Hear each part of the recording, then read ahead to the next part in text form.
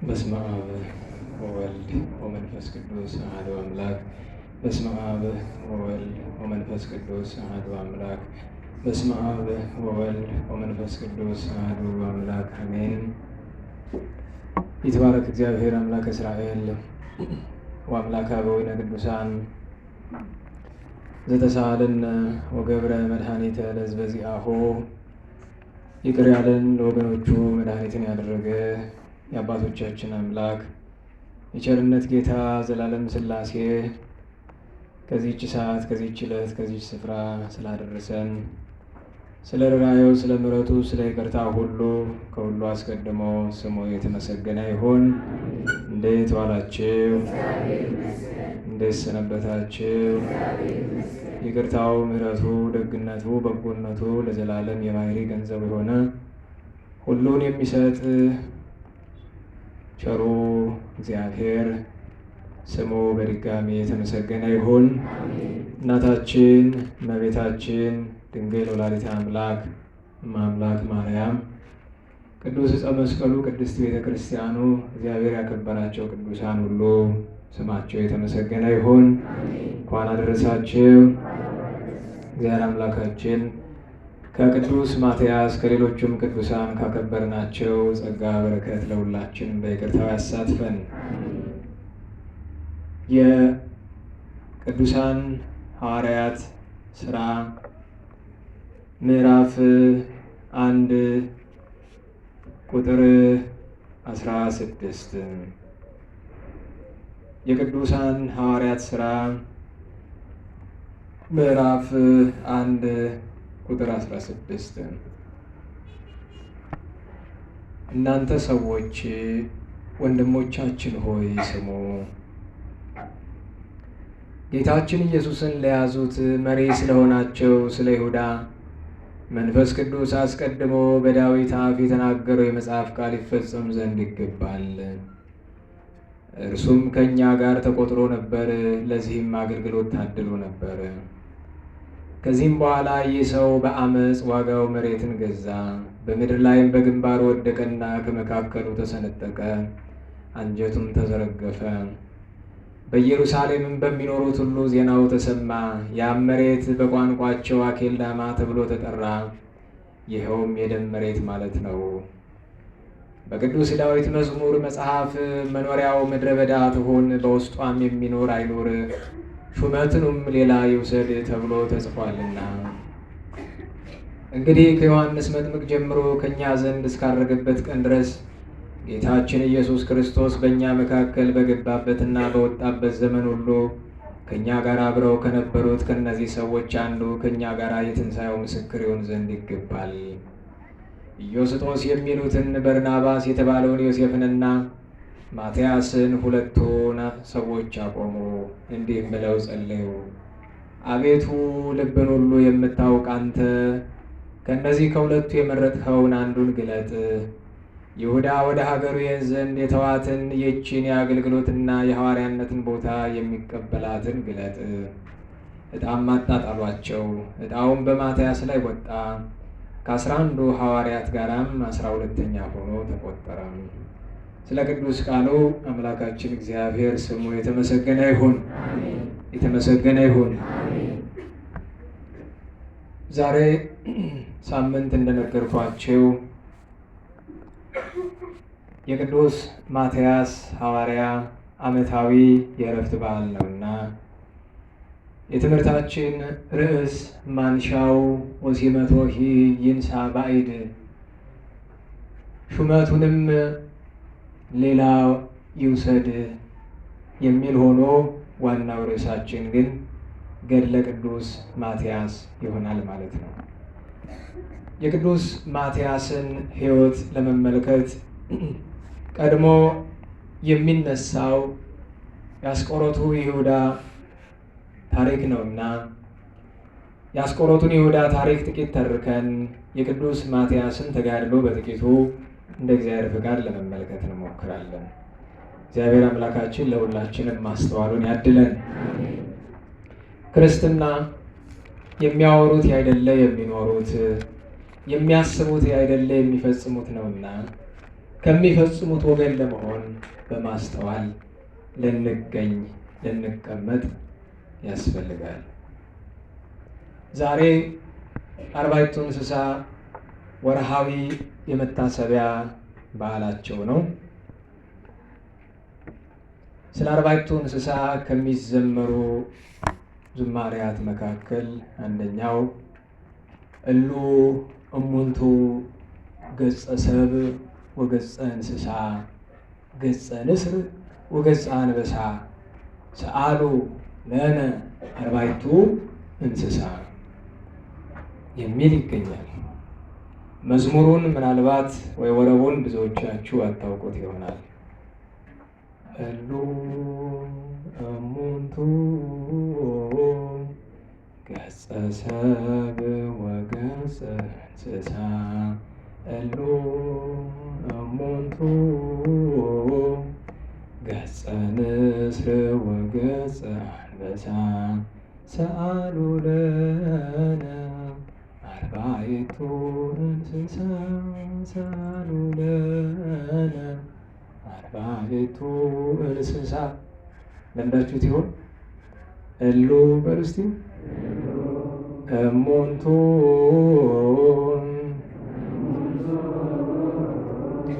ገጸ ሰብእ ወገጸ እንስሳ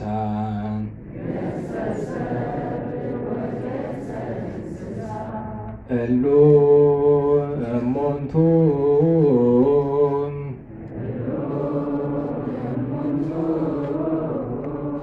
ገጸ ንስር ወገጸ አንበሳ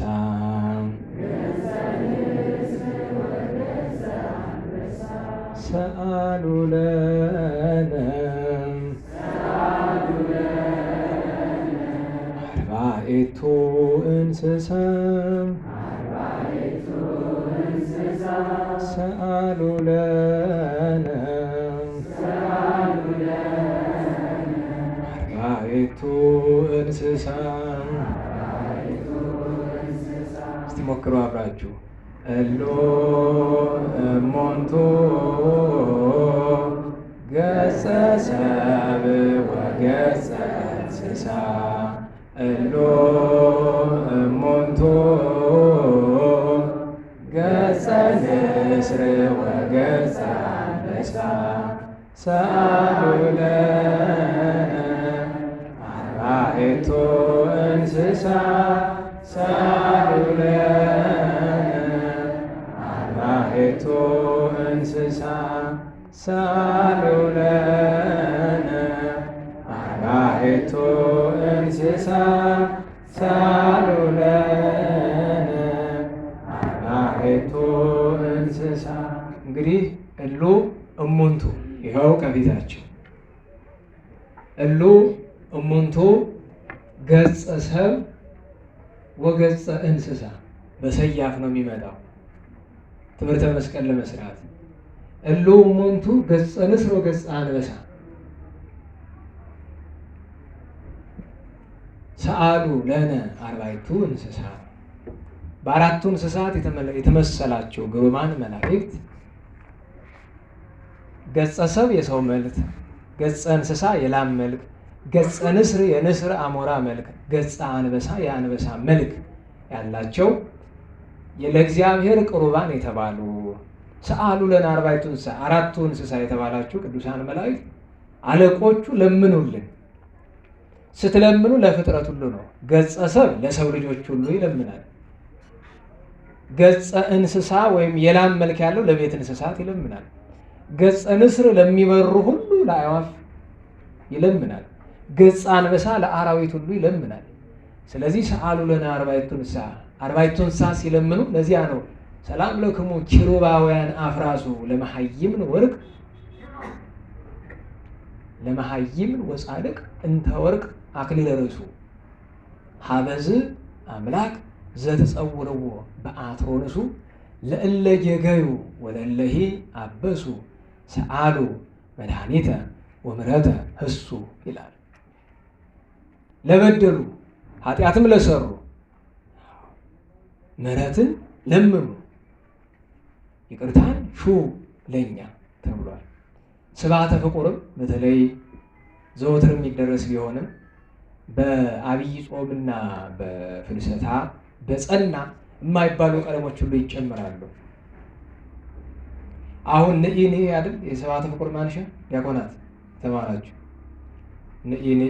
ንኢ ማርያም ዘትነብሪ በአርያም ወንኢ ሰናይት የዘገነት ሄዶ ከዚያ ቀጥሎ ንኢ ድንግል ምስለ ወልድኪ አማኑኤል ገባሬ ምሕረቶ ሳይለ አምላከ ምሕረቶ ሳይልም ይላል።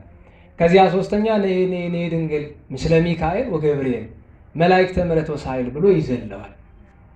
መጽሐፉም ላይ የለም ዘሎታል። የአርባዕቱ እንስሳና የሱራፌል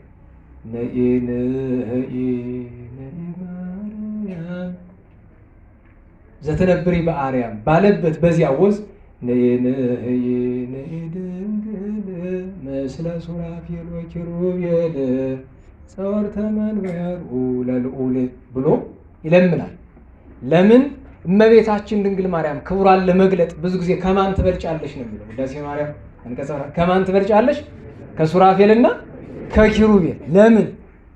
ማነጻጸሪያ። ለምሳሌ እናንተ የሆነ ሰው ሲኮራ ብታዩ ተው እንጂ ጠቅላይ ሚኒስትሩ እንዲያልኮራ ይባላል አይደል?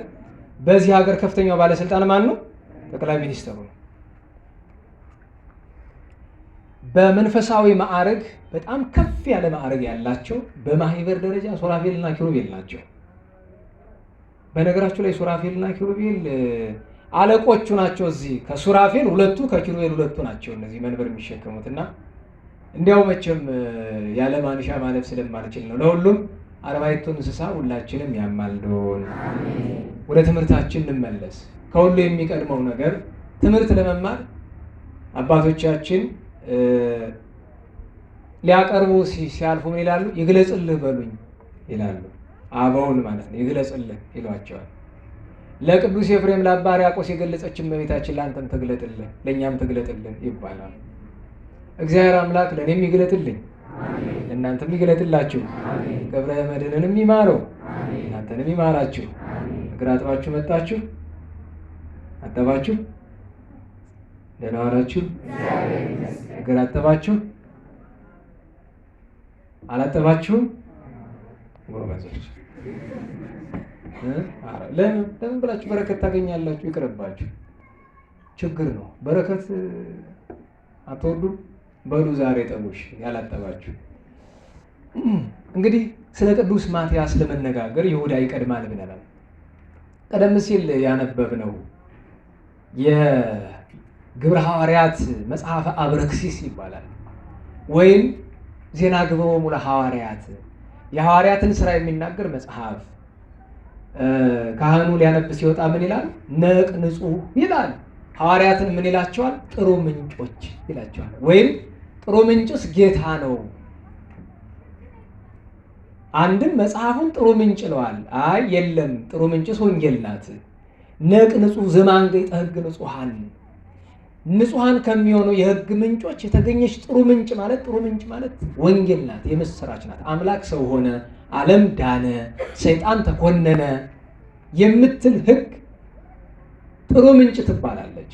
ታዲያ ከማን ተገኝታለች? ከጌታ ተገኝታ። እኛ ግን ያገኘናት ከማን ነው?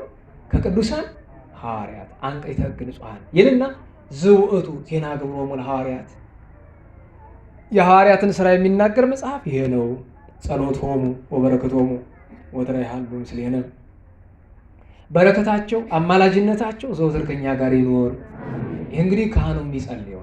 ሲጨርስ ደግሞ ምን ይላል? መላ ወአብየ ወተለአለ ቃለ እግዚአብሔር ወበዛ ወተወሰከ ውስተ ቤተ ክርስቲያን ቅድስት ወበዙ ሕዝብ ለአምኑ በስሙ ለእግዚእነ ኢየሱስ ክርስቶስ ዘሎቱ ስብሐት ወአኮቴት ወትረ ለዓለመ ዓለም ይላል። ካህን ስትሆኑ ይህችን ማጥናት አለባችሁ። እና በዚህ መጽሐፈ አብረክሲስ ወይም መጽሐፈ ዜናሆሙ ለሐዋርያት ወይም ግብረ ሐዋርያት ላይ የመጀመሪያው ታሪክ ርደተ መንፈስ ቅዱስን ከመናገሩ በፊት በሐዋርያት ሥራ ምዕራፍ 1 ላይ ከቁጥር 15 ጀምሮ ስትመለከቱት በይሁዳ ፈንታ እንዴት ቅዱስ ማትያስ እንደተተካ ይነግረናል።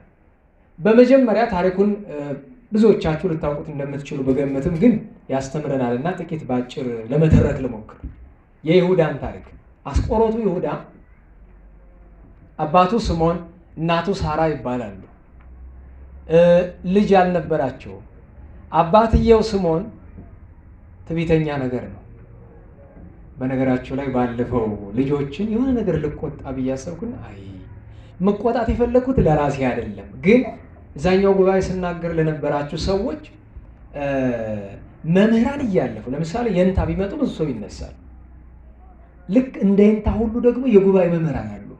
የግምጃ ቤቱ የንታ ቃለ ሕይወት፣ የአብየ ጊዜው የንታ ኤልያስ፣ የልደታው የንታ ሊቀ ጉባኤ ገብረ ማርያም፣ የሰለስቱ ምዕቱ የንታ ተሾመ፣ በአቋቋም ደረጃ የበዓታው የታች ቤቱ የንታ ክቡር፣ የአብየ ጊዜው የንታ ፍሬ ስብሐት፣ የፊት ሚካኤሉ የንታ ተስፋ ማርያም፣ የቅኔው መምህር የቅዱስ ገብርኤሉ የንታ ነቃ ጥበብ። ብቻ መምህራን ሲመጡ ትልልቆቹ ብድግ ማለት በጣም የተገባን። አንዳንዴ አፍራለሁ እዚህ ስገባ ሁላችሁ ትነሳላችሁ። ጥሩ ነው ለእናንተ፣ ለእኔ ጥሩ አይደለም። እናንተ ጥሩ ነው። ምክንያቱስ እንኳን ባይገባውም መድረክ ቁሞ ለሚያስተምረው ለትንሻችሁ በ10 በ20 ዓመት ለምትበልጡት በሁሉ ነገር ለምትበልጡት ሰው ብድግ ብትሉ ክብር ታገኛላችሁ። ለምን? ዘአትሐተ ርእሶ ውእቱ ይከብር። ራሱን ዝቅ ዝቅ ያደረገ ሁሉ ምን ይላል? ከፍ ከፍ ይላል መጽሐፍ። ስለዚህ ብድግ ብሎ ማክበር ነው። ብድግ ብሎ ማክበር ነው። ግን ይሄ የአስቆሮት ሰው የይሁዳ አባት ስምዖን በዘመናቸው ነቢያት አንዳንድ አይጠፉምና ዕንባቆም የሚባል ነቢይ ነበርና ለአገልግሎት ሲሄድ ሌላው በሙሉ ብድግ ሲል ሳይነሳለት ቀረ። አልፎት ሄደ። የሚገርመው ተመልሶ ሲመጣም አለ። በአጋጣሚ የተቀመጠ ድንጋይ ላይ ነው ስምዖን የተቀመጠ። በሁለተኛው ግን አላየሁም ለማለት ተንኮል ነው። በለበሰው ልብስ ተሸፋፈነ፣ ፊቱን በአጽፉ ተሸፋፈነ። ያን ጊዜ እልፍ ብሎ ሲሄድ ሌሎች ሲነሱ ለው ዞር ብሎ እንዲህ አለ፣ እብን ላይ ለእብን ነቢሮ፣ ድንጋይ ድንጋይ ላይ ተቀምጧል አለ። እንደዚህ ጦር እኮ ነው አይደለም? እውነቴን ነው። አሁን ራሴን ሳስበው አይባነ ልቦና ከሚባሉት እንዲሁ ድንጋይ ልብ አይደል ያለን? በዚህ ዘመን ድንጋይ ልብ ነው ያለን፣ የማይሰርጸው ቶሎ የማይሰርጸው። ይሄን ብቻ ተናግሮ ቢቀረረ ጥሩ ነበረ። ምን አለው? የዚህ ሰው ከዚህ የሚወለድ አለ ዘአቡሁ እልገቱ ዘሙ ብእሲቱ ወዘግዚኡ ሲጡ አለው። ከዚህ የሚወለድ አባቱን የሚሰልብ እናቱን የሚያገባ ፈጣሪውን የሚሸጥ ነው አለ። ከዛ ወደ ቤቱ ሄደና ተበሳጭቶ አየችው። ሳራ ሚስቱ ምን ሆነሃል አለችው። ምን አንድ ነቢይ ነኝ የሚል ሰው የሆነ ያልሆነውን ቀባጠረብኝ ብሎ አለ። ደግሞ ተነገር እንዳይጸጸት ማለት ነው። ምን አለ? ኧረ መጀመሪያ ድንጋይ ብሎ ሰደበኝ፣ ኋላ ደግሞ እንደዚህ እንደዚህ ብሎ ትንቢት። ምን አርገህ? አይ ሳትነሳልኝ ብሎ ነው እንጂ ሌላ ምን አረገዋለሁ ብሏል። በነገራችሁ ላይ አለማክበር ኃጢአት አይደለም? እንዴት ዋላችሁ? እና ሌላ ምን አጠፋው ይላል። የኃጢአት ትንሽ የለውም እኮ አያችሁ። የእግዚአብሔር ሰዎችን አለማክበር እንዲህ ብዬ ስላችሁ ደግሞ አጭበርባሪውን ጭምር አይደለም። እንዲህ ስል አንዱ ብድግ ብሎ ታዲያ አንተ አጥማቂዎችን መች ታከብራለህ ሊለኝ ይችላል።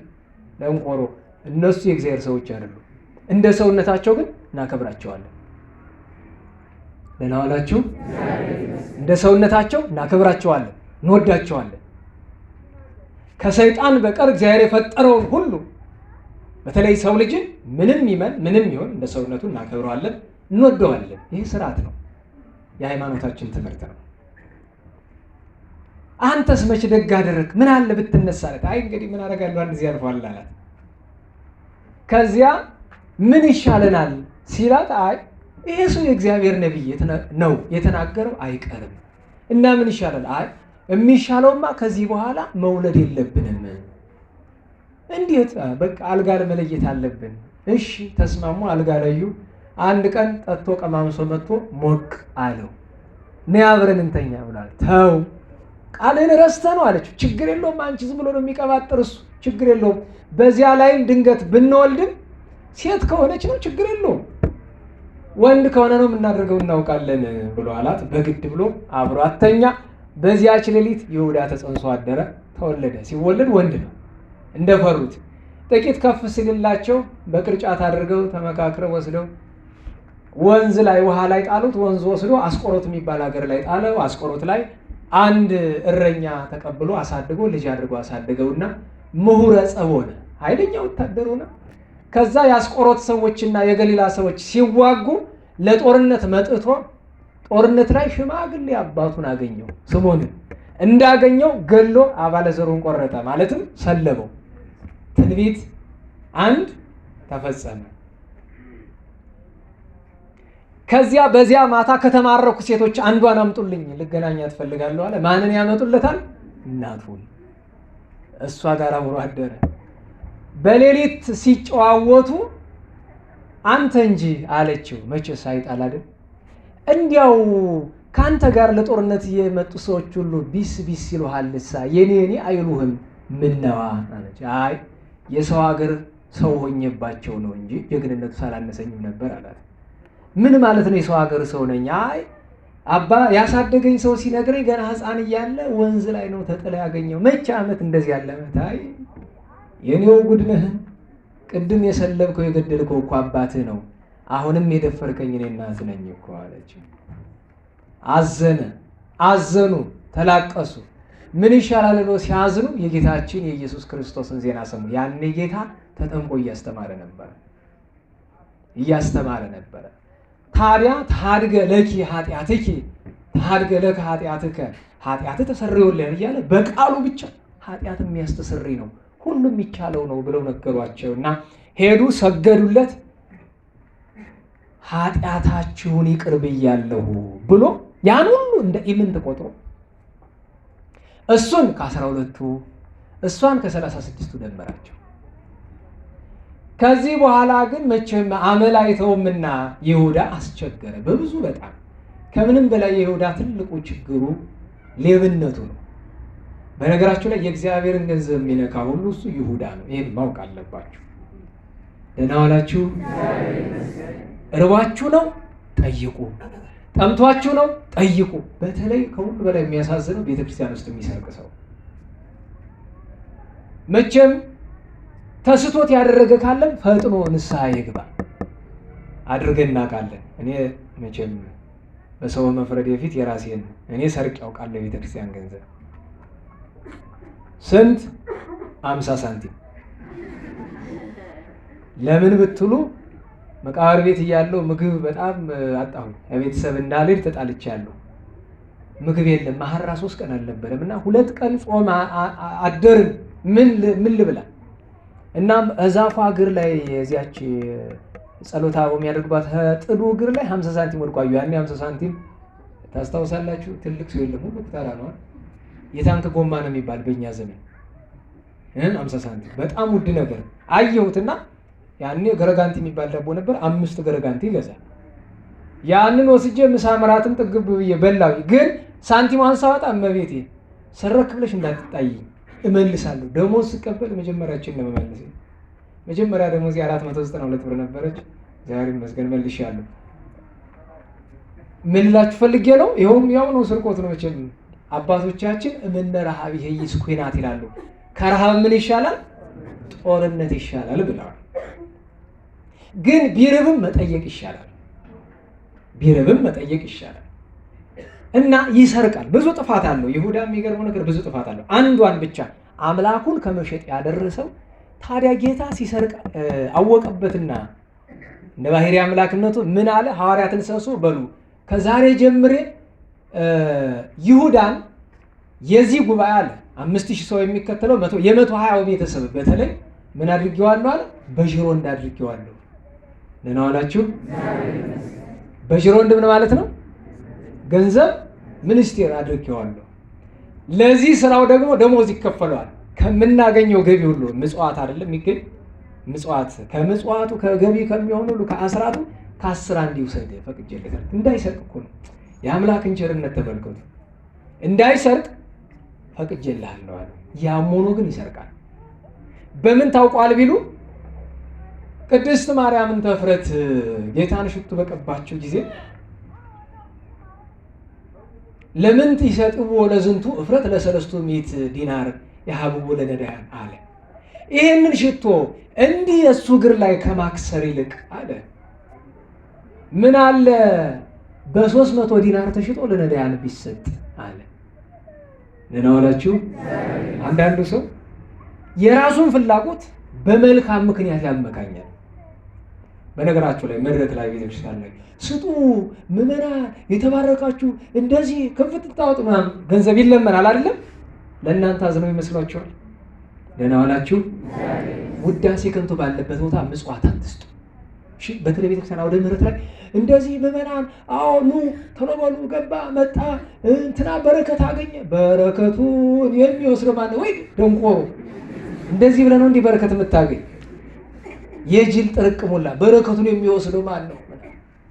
እንደዚህ አይነት ቦታ አትሳተፉ። 10 ሳንቲም አትስጡ። መስጠት ካለባችሁ እንዴት ነው መስጠት ያለባችሁ? በስውር ጌታ በወንጌል እንደተናገረው በምዕራፍ 6 በስውር ስጡ። በሚጨበጨብበት ቦታ አይደለም። ለምን ቢባል እዛ ቆሞ ያንን የሚለው ገንዘቧን ስለሚፈልጋት ነው። መች ለራሱ ነው ለቤተክርስቲያን ቤት ገብቶ ዞሮ ዞሮ ደሞዙ ነው የሚከፈለው ለሱ አይደል? አይከፈለው ብዬ አይደለም። ካህናት ድሃ ይሁኑ እያልኩ አይደለም። ግን እንዲህ አይነት ነገር በዚህ መንገድ አይሆንም። ቀላሉ ነገር አለ። ደህና ዋላችሁ። ለምሳሌ አሁን ይሄ ጉባኤ አለ፣ ዝክረ ቅዱሳን። እንግዲህ ከኛ መካከል ጻድቅ አለ። ደህና ዋላችሁ። ጻድቅ አለ። ራሳችሁን እያሰባችሁ ነው የምትናገሩ። ሌላ ይኖርም አይኖርም አይመለከታችሁም። ራሳችሁን እያሰባችሁ ጻድቅ አለ የለም። እኛ ግን በጉባኤያችን ፈልገን የምናጣው ነገር አለ። ገንዘብ ቸግሮን ያውቃል? ነግሬያችኋለሁ። በ2 ዓመት ከ10 ወር ለገዳማት የተላከው ገንዘብ ትራንዛክሽን 20.2 ሚሊዮን ብር እስከ ዛሬ ወር ድረስ 20.2 ሚሊዮን ብር። ከምን መጣ ይሄ ገንዘብ? 20 ሚሊዮን ብር ያለው ጎንደር ከተማ ውስጥ ቤተክርስቲያን አለ የለም? አሁን አራግፈን ባዶ እንሆናለን አይደል? ገንዘቡ 1 ሚሊዮን ብር 2 ሚሊዮን ብር ማን እንደሚልከው አላውቅም። ይመጣል። ለምን ይመስላችኋል? ለምን ይመስላችኋል? ደህና ዋላችሁ። እኔ ኃጥእ እናንተ ኃጢአተኞች። ለምንድን ነው እግዚአብሔር ማምላክ የምንፈልገውን ሁሉም ያማወልልን? ለምንድን ነው? ለምን እግዚአብሔር የሚፈልገው አንድ በጣም ትልቅ ነገር አለ እንድታውቁት የሚፈልገው። እግዚአብሔር በጣም የሚወድ ዓላማ ነው። ደህና ዋላችሁ። እግዚአብሔር ምንድን ነው የሚወድ? ዓላማ ነው። ዓላማችን ገንዘቡ ነው። እንዴት ዋላችሁ? ዓላማችን ገንዘቡ ነው። የምትመጡ ገንዘብ ፈልጋችሁ ነው። ማስተምራችሁ ገንዘብ ፈልጋ ነው። እግዚአብሔርን ፈልገን ማምላክን ፈልገን ቤተክርስቲያንን ፈልገን ቅዱሳኑን ፈልገን ካደረግነው እግዚአብሔር ገንዘቡን ያሳጣናል? አያሳጣንም። ገንዘብ እኮ ተራ ነገር ነው። አንትሙሰ ህሱ መቅድመ መንግስቱ ወጽድቆ በማቴዎስ ወንጌል 6:36 ላይ እናንተስ አስቀድማችሁ ምኑን ፈልጉ? መንግስቱን ጽድቁን ፈልጉ፣ ሌላ ሁሉ ምን ይልላችኋል? ጨመርላችኋል። አሁን ገንዘብ እኮ በእናንተ ቋንቋ ኢሹ አይደለም፣ ርዕስ አይደለም እኮ ርዕስ አይደለም እኮ ገንዘብ ቀላል ነው። ይሄው እግዚአብሔር አሳየን እኮ። ይሄ ብቻ አይደለም። ሌላ ምሳሌ ጥቀስ ካላችሁ በሌሎች አገልግሎቶች አሁን ገንዘብ የታጣበት ብዙ አገልግሎት አለ። ለምን? ዓላማው ገንዘቡን ማግኘት ከሆነ። ለምሳሌ አንድ ሰው ቤተክርስቲያን ለማነጽ ፈልጎ ገንዘብ ለማግኘት ሁሉ ስራ ይጀምራል። እግዚአብሔር ለገንዘብ ብለህ ሰዎች እንድታስተምርለት ቤቱንም ልትሰራ ቢሆን እንኳን ለገንዘብ ብለህ ካደረግከው አይሰጥህም። የሰው ልጆች ይድኑ በረከቱን ጸጋውን ያገኙና የእግዚአብሔር የሆነው ዘንድ ስራ ያኔ ቀላል ነው። ገንዘቡ ይመጣል፣ በቃ ይመጣል። ይሁዳ አመካኘ። ቅዱስ ዮሐንስ ወንጌላዊ ግን ምን አለ? ወዘንተሰ ዘይቤ አኮ ዘያጽሕቅዎ ነዳያን። ይህንን የተናገረ ነዳያን አሳዝነውት አይደለም እኮ አላስመ ሰራቂ ውእቱ። ምን ስለሆነ ነው አለ? ሌባ ስለሆነ። ደህና ዋላችሁ። ምን ስለሆነ ነው አለ? ሌባ። ሌባው ምንድን ነው የሚባለው? ሌባ። ደህና ዋላችሁ። በማጥመቅ ስም በምናምን ስም ገንዘብ የሚቀፍለው ምንድን ነው ስሙ? ሌባ። ማን ያለው? መጽሐፍ። ሌባው ሌባ ነው የሚባለው። ስደቡ እያልኩ አይደለም፣ ግብሩ ግን መገለጥ አለበት ነው። ወንጌል ነው ያለው። እስመ ሰራቂ ውእቱ ሌባ ስለሆነ ነው አለ። ወያዕቅብ አስከሬነ ቀንጠራ አንድም አስከሬነ ወቀምጠራ ዘሙዳየ ምጽዋት እና ይነስ እምዘይት ወደ ውስጤቱ ከዛ እጁን እያስገባ ይሰርቅ ነበር አለ። ኋላም ይሁዳ ጌታ ምን አለ? አታስጨንቁ፣ አተዋት እስመ አቀበቱ ለለተቀበረ ነዳያንን ሁሉ ጊዜ ታገኟቸዋላችሁ፣ እኔ ግን ሁሉ ጊዜ አታገኙኝም፣ ተዋት ብሎ በቅድስት ማርያም ተፍረታ ላይ ነቀፌታውን አነሳ። ኋላ ግን በዚህ ተበሳጭቷል። ያችን 30 ብር ስላላገኘ ሁሉ ይቆረቆሯል። ስለዚህ ያችን 30 ብር በምን ልተካት እያለ ሲያስብ ሰይጣን መንገድ አመጣለት። ይሄው ምንድነው? አይሁድ ጌታን ለመግደል ለመስቀል አሳልፎ የሚሰጣቸው ሰው አጥተው ይኖሩ ነበርና ብለው ማንን አገኙ? ይሁዳን። በነገራችሁ ላይ ጌታ ሞቱ በፈቃዱ ነው። አሳልፎ የሰጠው ግን ከቤቱ ያለ ሰው ነው። ደህና ዋላችሁ። ማን ነው? ከቤት ያለ ሰው። በነገራችሁ ላይ ቤተ ክርስቲያን ባለፉት 30 ዓመታት ይሄን ሁሉ መከራ ስታሳልፍ ጥፋተኛው መንግስት አልነበረም። ጥፋተኛው አራጁ አልነበረም። ጥፋተኛው አቃጣዩ አልነበረም። ይሄ ሁሉ እንዲደረግ ከቤት ሆኖ በገንዘብ ተደልሎ የሚሰራ ጳጳስም አለ፣ ቄስም አለ፣ ዲያቆንም አለ፣ ምዕመንም አለ፣ ሰባኪም አለ፣ ዘማሪም አለ። ይህንን የሚያደርግ ለገንዘብ የተሸጠ አለ። ይሁዳ ማለት እንዲህ ያለ ሰው ነው። ይሁዳ ብዙ ይሁዶች ዛሬ ቤተክርስቲያናችን ውስጥ እንዳሉ ማወቅ አለባችሁ። ለይሁዶች ደግሞ ገንዘባችሁን አትስጡ፣ አደራችሁ። ደህና ዋላችሁ። ለይሁዶች ገንዘባችሁን አትስጡ። እሺ እናንተ እሺ ብትሉ መች ታቀምሳላችሁ? እናንተ እንኳን ለይሁዳ ለእግዚአብሔርም ማሰብ አፈረንጅ ሀገር ለሚሰሙት ነው። ለአሜሪኮቹ፣ ለአውሮፓዎቹ፣ ለአረቡ ሀገር ሰዎቻችን ነው፣ ለእናንተ አይደለም። እናንተም አይደማችሁ ወይ 5 ሳንቲም እንተዋወቃለን እኮ አካውንት ላይ እኮ ነው ያውቃለሁኝ። አሁን የኛ የዝክረ ቅዱሳን አካውንት ላይ ሜሴጅ ይደርሰኛል። አብዛኛው ገንዘብ ሲገባ ሜሴጅ ይደርሰኛል እና 150 ብር 200 ብር በጣም ማክሲመም የምትባል 500 ብር ወይ 800 ብር ካለች እቺ ጎንደር የገባች ናት እላለሁ። እንደውም አንድ ልጅ እንቅልፍ ነሳኝ በጣም እንዲሁ ደርሶ እባክዎት ያረጋግጡልኝ ነው። ስንት ብር ነው አልኩት። ንቄበት አይደለም እሺ ትቼዋለሁ። ለምን ያደክመኛል ብዬ ነው። ስንት ስራ ያለብኝ ሰውዬ፣ ሰርቼ የምበላ ሰውዬ አስገብቷል ነው። ምን ልላችሁ ፈልጌ ነው፣ ለእናንተ አይደለም። እሺ ብትሉም ባትሉ እንኳን ለይሁዳ አልኳችሁ፣ ለእግዚአብሔር የማታቀምሱ እንተዋወቃለን። ግን ይሄ ሰው አስበው ቅዱስ ጳውሎስ በዚያ በጢሞቴዎስ መልእክቱ 6:10 ላይ የተናገራታለች። አፍቅሮ ነዋይ ስራው አለ ኃጢአት፣ ገንዘብን መውደድ የምን ስር ነው አለ? የኃጢአት የክፋት ሁሉ ስር ነው ብሎ ብርሃነ ዓለም ቅዱስ ጳውሎስ ተናግሯል። እና እችን ሲያሰላ አሳልፎ የሚሰጠን ሰው ብናገኝ የፈቀድነውን ባደረግንለት ሲሉ ሰማና ሄዶ እኔ አሳልፌ ብሰጣችሁ ምን ታረጉልኛላችሁ አላቸው። የፈቀድከውን አለ ውል እንያዝ አላቸው። ምንድን ነው የምንይዘው ውል? 2 ነገር ታረጉልኛላችሁ። አንደኛ 30 ዲናር እፈልጋለሁ። ምክንያቱም እየቆረቆረ ያለ ያጣው ብር ነው። ሁለተኛ ግን ሌላ ውለታ ትውሉልኛላችሁ፣ በርባንን አስፈቱልኝ አላቸው። ደህና ዋላችሁ። በርባን እንዲፈታ ያደረገ ይሁዳ መሆኑን ማወቅ አለባችሁ። ሰውኛውን ምስጢሩ ግን እግዚአብሔር ነው። ጌታ ስለሱ ተላልፎ ተሰጥቶለታል። ሰውኛውን ግን በርባንን ያስፈታ ይሁዳ ነው። ለምን ይመስላችኋል? በርባን የይሁዳ የሚስቱ ወንድም ነው። እሺ በሉ። ለዚህ ችግር የለውም። እሺ በትሉ። በርባን ማለት የይሁዳ ሚስት ወንድም ነው። ሽፍታ ነው፣ አመፀኛ ነው፣ ብዙ ገልበል። ታዲያ የግፍ ምን እንደሆነ ታውቃላችሁ? በርባን ወንድሙን የገደለበት ሰው በርባን ይሰቀላል ሲባል በርባንን ጎዳሁ ብሎ መስቀሉን እርጥብ አድርጎ ያዘጋጀው ለበርባን ነው፣ ለጌታ እንዳይመስላችሁ። ለዚያ ነው ጌታ በርጥቡ እንደዚህ ያደረጉ በደረቁማ ያለ። እርጥብ ይከብዳል፣ ያስጨንቃል። ግን ጌታ በርጥብ ሲል ምስጢሩ እርጥብ ያለ ራሱ ነው ጌታ። ለምን? መለኮት የተዋሃደው ነው።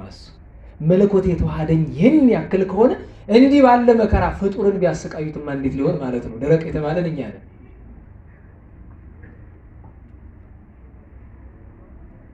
ተስማሙ። 30 ዲናሩን ሰጡት፣ በርባንን አስፈቱለት። ግን ይሁዳ አንድ መጥፎ ስሌት ውስጥ ገብቶ ነበረ። ምክንያቱም ይሁዳ ጌታ ሊይዙ ሲመጡ ሲሰወርባቸው ብዙ ታምራት ይሰራልና፣ አይ ችግር የለውም እኔም ገንዘቤን አገኛለሁ፣ በርባንም ይፈታል፣ እሱ ነው አይዙትም፣ ቢይዙትም ይሰወርባቸዋል ብሎ አስልቶ መጥቷል። ኋላ ግን ተመልሶ ሲመለከት ይዘው ሲያሰቃዩት ሲያዋርዱት ተመለከተ። ጌታችን አዘነ። ኋላ ሄዶ አግባይኩ ደመ ንጹሐ፣ ንጹሕ ሰው ንጹሕ ደም አሳልፌ ሰጥቻለሁ ብሎ ሄዶ ቢያናግራቸው አንተ ከኛ ጋር እኛስ ከአንተ ጋር ምን አለን? አንተም ገንዘብህን አግኝተሃል፣ ፈቃድህን፣ እኛም ፍላጎታችን አግኝተናል እሱን ብለው አሉት። ገንዘቡን በፊታቸው በትኖት ሄዶ ታነቀ። በአጋጣሚ የታነቀ ቀን 6 ሰዓት ላይ ነው። ቀን 6 ሰዓት ላይ ደግሞ በሙሉ እጽዋት አዘንብለው ነበር እና ማዘንበላቸው እኮ ለጌታ ነው፣ ለሱ እየሰገዱ ነው። ለጌታ ሲሰቀል ፀሐይ ስትጨልም ጨረቃ ደም ስትሆን 7ቱ ተአምራት ሲሰሩ ዛፎች ሁሉ አዘንብለው ነበር እና ዘንበል ያለችው ዛፍ ላይ ሄዶ ሊንጠለጠል ሲል በደንብ ዘንበልና መሬት ላይ አወረደችውና ኦ ይሁዳ ነስ ከመሆ ከጴጥሮስ፣ ይሁዳ ሆይ እንደ ወንድምህ እንደ ጴጥሮስ ንስሐ ግባ፣ ግድ የለህም አለችው። ምን ተቀባጥራለች ያላልዋትን ብሎ ሄዶ ሌላ ዛፍ። እዚች ላይ አንድ እውነት ልንገራችሁ። ደህና ዋላችሁ። አንድ ሰው ተፈላሰፍኩ አለና ይሁዳ እኮ ጥፋተኛ አይደለም፣ ምክንያቱም ትንቢት ተነግሮበታል፣ ትንቢቱ የግድ መፈጸም ስላለበት ነው፣ ስለዚህ ጥፋተኛ አይደለም። እንዴት ዋላችሁ? አባቱን ይሰልባል፣ እናቱን ይደፍራል፣ ጌታውን ይሸጣል ተብሏል አይደለም? ተብሏል አልተባለም? ገሃነመ እሳት ይገባል ተብሏል? ንገሩኝ እንጂ አልተባለም። ጌታ ይሄንን ሁሉ አድርጎ እንኳን በሰው በዛፍ አድሮ ይመክረው አልነበረም? መከረው። አትቀባጥሪ ብሎ በሁለተኛው፣ በሶስተኛው ግን ዛፏ ቀና ብላ አፈረጠችው መሬት ላይ፣ ቅጥጥ ብሎ አበጠ። ከዛ መንገድ ኃላፊዎች ሄደው ለሚስቱና ለወገኖቹ አረ ያ የእናንተ ሰው መንገድ ላይ ወድቆ ይቃትትላችኋል፣ ሳይሞት ቶሎ አንሱት አሏቸው።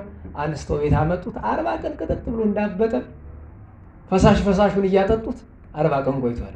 በ40ኛው ቀን ታላቅ ንውጽውጽታ ሆነ በዓለም ላይ ጌታ ሲያርግ፣ ዝማሬው የመላእክቱ።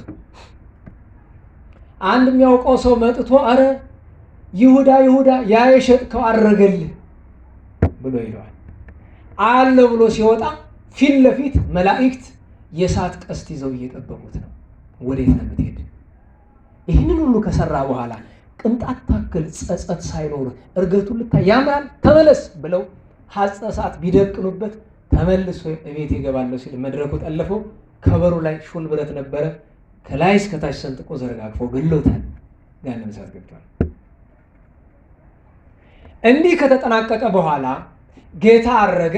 ከዚያ ቅዱስ ጴጥሮስ በመካከላቸው ተነስቶ እንዲህ አለ፣ ይሁዳ ትቷት የሄደችው ሹመት አለች።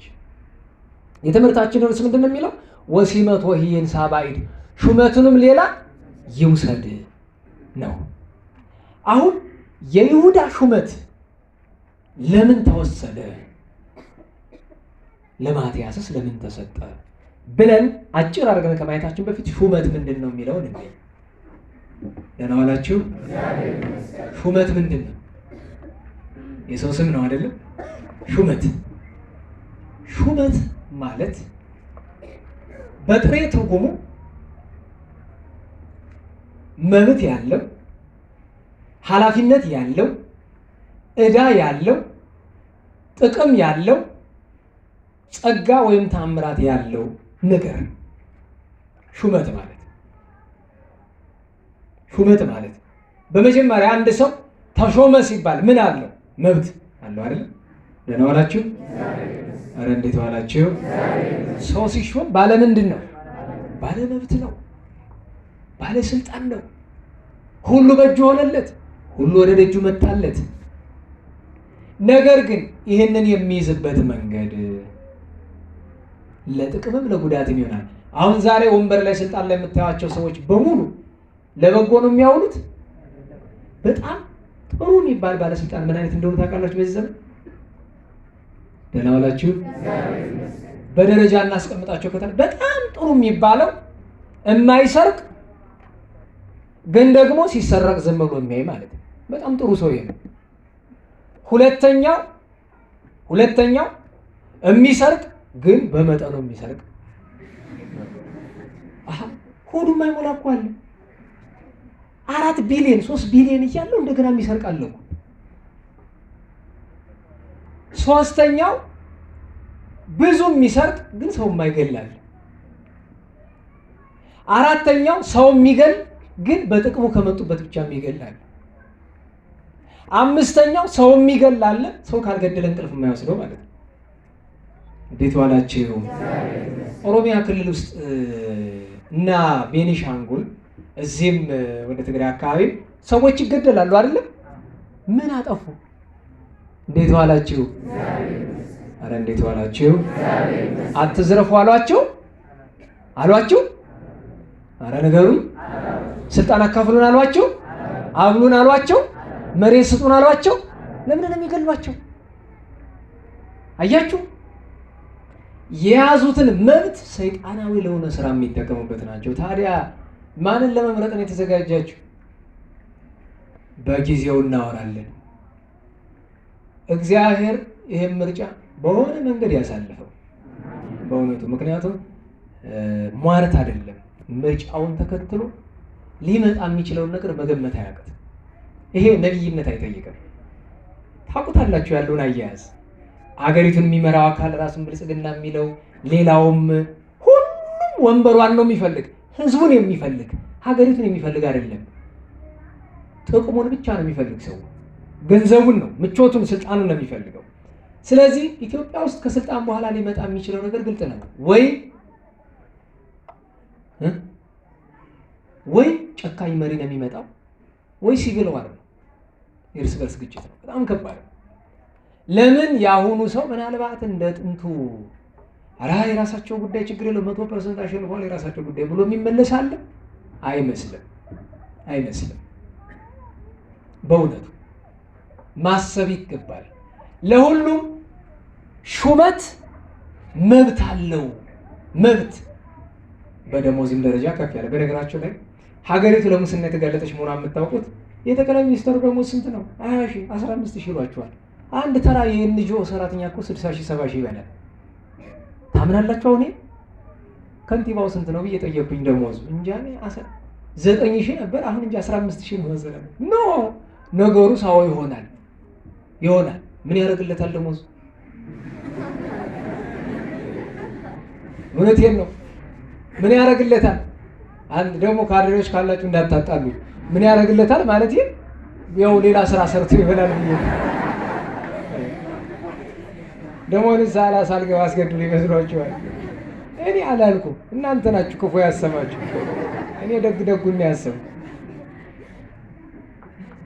ሹመት መብት አለው። ሁለተኛ ሹመት ኃላፊነት አለው። ያ ማለትም ጉዳይ አለው ሰው የሚሾው። በነገራችሁ ላይ ጠቅላይ ሚኒስትር የሚሆነው ሀገር ለማስተዳደር ነው። የክልል ፕሬዝዳንት የሚሆነው ክልል ለማስተዳደር ነው። በክልል ውስጥ ምን ተነክቶ ነው? በክልል ውስጥ ድሃ እንዳይበደል፣ ፍርድ እንዳይጓደል፣ የተራበ የተጠማ እንዳይኖር፣ ሀብት እንዳይዘርፍ፣ ወንጀልነት ይህን ሁሉ ለመስራት ነው። ኃላፊነት አለ ሹመት። ሶስተኛ ሹመት ዕዳ አለው። ደህና ዋላችሁ። አንድ ሰው ተሹሞ እያለ ያልተገባ ነገር ቢሰራ ዘላለሙን ተሹሞ አይቀርም። ምን አለ? መሾም እንዳለ ሁሉ መሻር አለ። ያን ጊዜ ባለ ዕዳ ነው፣ ይጠየቃል። ሌላ ሹመት ምን አለው? ጸጋ ወይም ሽልማት አለው። ሰርቶ ሲወርድ፣ ሰርቶ ሲጨርስ ሽልማት አለው፣ ጸጋ አለው። ወደ መንፈሳዊ ካመጣ ነው ግን እነዚህ ሁሉ ጋር በተጨማሪ ምን አለው? ተአምራት አለው።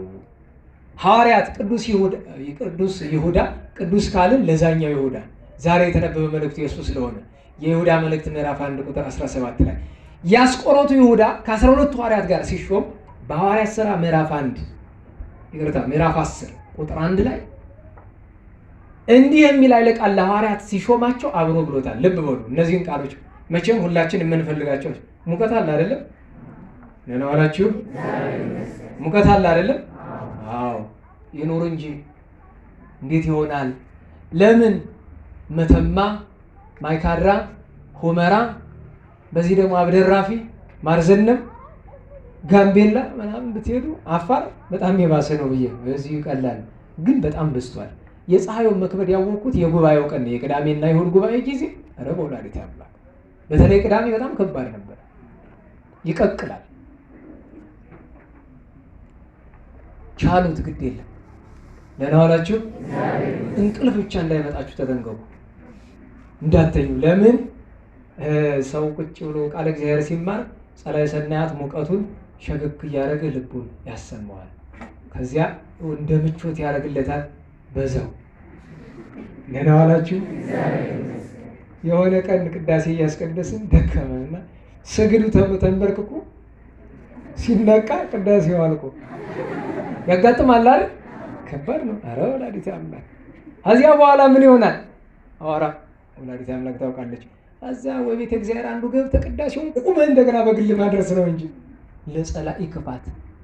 ጸላኢ አንተ እንዲህ ካደረገ ለምሳሌ ዳዊት በምትደግምበት ሰዓት ላይ እንቅልፍ ከጣለ ኧረ ምን አባህና፣ ከዛ ደግሞ እንደገና ምን አባህና፣ ሰይጣን ነው እናንተን አይደለም።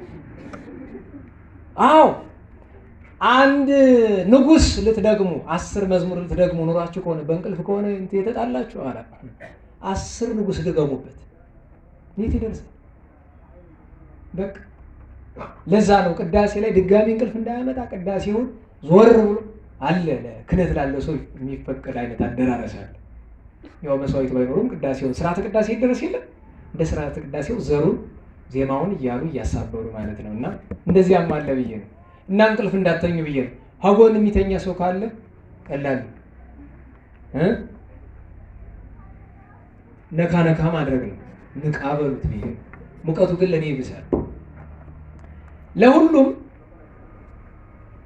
መንፈሳዊ ሹመት ከኃላፊነቱ ከዕዳው ከሁሉ በተጨማሪ ግን አንድ ደግ ነገር አለው። እሱም ምንድነው? ተአምራት አለው። ጌታ ምን አላቸው ለሐዋርያት?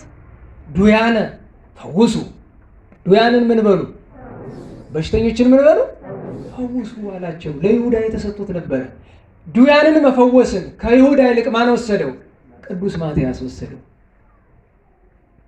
ሙታነ አንስኡ፣ ሙታንን ለይሁዳ የተሰጠ ነበረ። ማን ወሰደው? ቅዱስ ማትያስ። እለ ለምጽ አንጽሑ፣ ለምጻሞችን አንጹ፣ ለይሁዳ የተሰጠ ነበረ። ቅዱስ ማትያስ ወሰደው። አጋንንት አውጽሑ፣ አጋንንትን አስወጡ ተባሉ። ቅዱስ ማትያስ ወሰደው።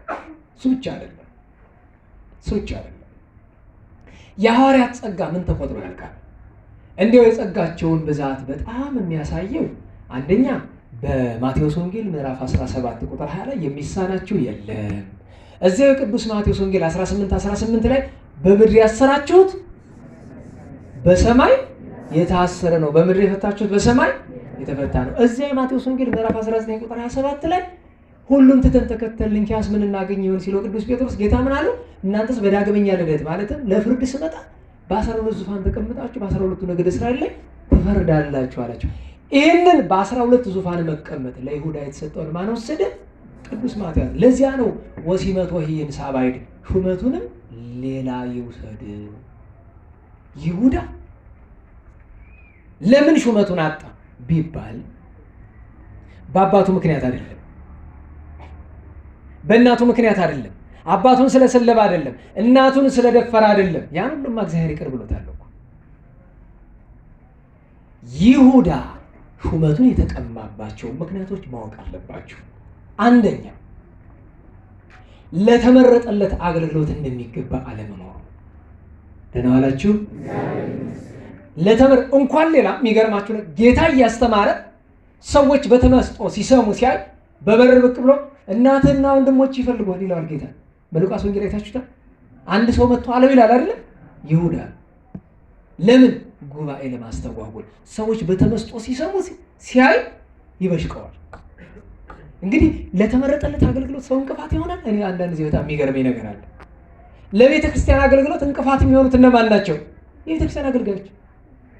ደህና ዋላችሁ። ለሰንበት ትምህርት አገልግሎት ትልቁ እንቅፋት ማን ነው? ራሱ ሰንበት ተማሪው። ለማህበራት አገልግሎት ትልቁ እንቅፋት ማን ነው? ራሱ ማህበረተኛው። ያስገርመኛል። ስለዚህ ለገዛ አገልግሎታችሁ የታመናችሁ ሆኖ እኔ አንድ እውነት ልንገራችሁ። ለዝክረ ቅዱሳን አገልጋይ ሆናችሁ የተመረጣችሁ ልጆች ጥቂት ነበራችሁ አይደለም? እስኪ በትክክል አሁን ለዝክረ ቅዱሳን እገሌ ነው ትክክለኛው አገልጋይ የምለው ሰው እስካሁን ድረስ አንድ የለኝም። በግልጽ ነገራችሁ በሕይወቴ ለዝክረ ቅዱሳን አገልግሎት የታመነ አንድ ሰው አላውቅም እስካሁን። ይህንን ስል ውጭ አሉ በጣም ብዙ የሚደክሙ ልጆች አሉ፣ እነሱንም ይጨምራል። አንድም ሰው እስካሁን ድረስ ለምን መለኪያ መስፈርቷን የሚያሟላ ሰው አላገኘም። ለአገልግሎቱ ራሱን አሳልፎ የሰጠ ሰው የለም። መታመን ማለት ምንድን ነው? ለስራው ለአገልግሎቱ ራስን አሳልፎ መስጠት። እስካሁን አንድም አላየሁም። እንደውም ይባስ ብሎ ለምን አገልግሎት የመረጥኳቸው ልጆች አላችሁ አይደለም? የሚገርማችሁ ነገር እነሱ ሲፈልጉኝ ልቤን ነው የሚያጠፉት። አገልግሎት ጉዳይ ላዛቸው ስደውል አያነሱ። እሺ መልሰውም አይደውሉ። ሜሴጅ ልካለሁ አይመልሱልኝም። አሁን አይመስልም አይደል? ለዚህ አሁን እኔ ምን የሞኝ ነው በእነሱ ላይ አስተባባሪ ሆንኩና አቆምኩት ከኔ ጋር ያለው ግንኙነት። ከዚህ በኋላ እንኳን ልደውልልህ ብትደውልም አላነሳም ማለት ነው። ይህንን ማወቅ በጣም ያፈርኩት። በጣም እንዴት እንዳፈርኩ አትጠይቁ። ኢምንት የሆነ ያረባም ብላችሁ ከድካም አንጻር ነው። ዋጋውማ ትልቅ ነው፣ ስራውማ ትልቅ ነው። ለነሱ ድካም ግን ቅንጣት ታክል የማይጠይቅ ስራ ተሰጥቶ የረባ ስራ የሰራ ሰው አልገጥመኛል። እኔ በጣም ነው ማዘን።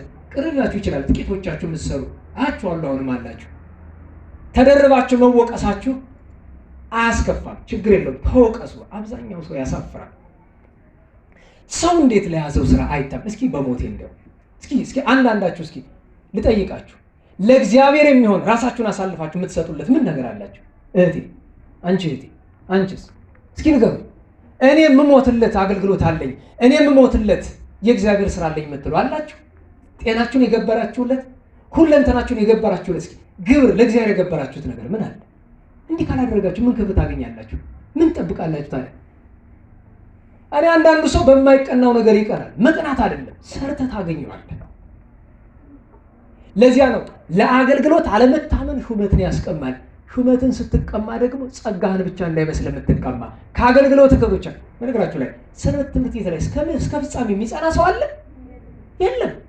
ማህበራት አገልግሎት የሚጸና አለ? የለም። ለምን? እንዴት ብሎ ይጸናል? 1 2 ዓመት 10 5 ዓመት መቀመጡም ተአምር ነው። እንዴት ብሎ እንዴ! ዓላማ ቢሶች እኮ ነን። ለዛ ነው ይሁዳን የመሰለ አገልግሎት ነው ዘንድሮ በዝቶ ያለ በውስጥም በውጭ። ለምን? ዓላማ ይኑረን። ዓላማ ማለት ደጋግሜ እላለሁ፣ ዓላማ ማለት በሉ እስቲ የምትኖርለት ካስፈለገም የምትሞትለት ነው። እችን ያዙ። ለዛ ነው ብዙ ሰው ወደፊት ወደ ኋላ ይላል። ለምን? እግዚአብሔር ዋጋ ክብር እንዲሰጠን ከፈለግን ይህንን እናድርግ። ይህንን ማወቅ አለባችሁ። የምትሞቱለት የምትኖሩለት ካልሆነ አገልግሎታችሁ ዋጋ አታገኙበትም። ይህን ማወቅ አለባችሁ። ዛሬ ይጀመርና ነገ ይቆማል። ሁሉም ድሮ እኮ እንደዚህ ነበርኩ ይላችኋል። ነበርኩ ነኝ እስከ መጨረሻዋ ህቅታ ወፈጽም ለነ አሚነ ሥላሴ ከቅድስ ከዳር እስትንፋስ ጸሎተ ንስሐ ላይ ካህኑ ምን ይላል? አንድነትን ሶስትነትን ማመንን እስከ መጨረሻዋ ህቅታችን ድረስ ጠብቅልን ማለት የሰው ልጅ ነፍሱ ከስጋው ሲለይ ህቅ ብሎ አይደለም ነፍሱ የሚወጣው፣ እስከዚያችን ድረስ ፈጽምልን። በእውነት እኔ ልመርቃችሁ እወዳለሁኝ፣ ግን ስራ ማሰሩ ከሆነ ምርቃቱ ዋጋ የለውም። እግዚአብሔር እስከ መጨረሻዋ ህቅታ ያጽናል። ለታመናችሁለት ነገር ብቻ ነው ዋጋ የምታገኙት። ይሁዳ ትልቁ ለአገልግሎት የታመነ አልነበረም። ሁለተኛ የይሁዳ ችግሩ ሌባ ነበር፣ ይሰርቅ ነበር። ሹመቱን ያስቀማው ሌብነቱ ነው። ሌብነቱ እኛ ሌቦች ነን አይደለንም? ንገሩኝ እንጂ አስራት የማያወጣ ሁሉ ምንድን ነው?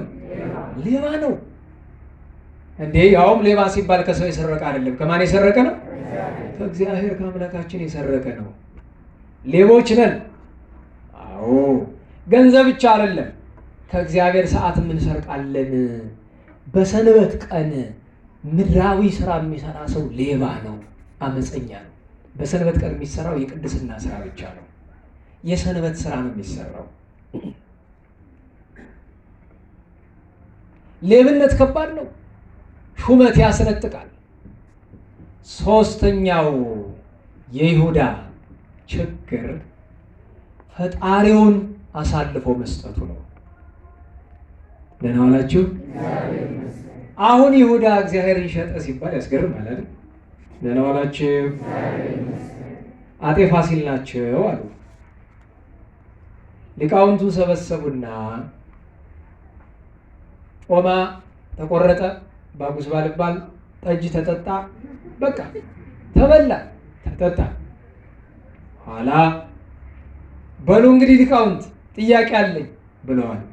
ጥያቄ እኮ የተለመደ ነው አይደለም? ደህና ዋላችሁ። በጥያቄ በጣም የታወቁ ማን ናቸው? አፄ ቴዎድሮስ ናቸው። ከጋበዙ በኋላ ጥያቄ ይጠይቃሉ።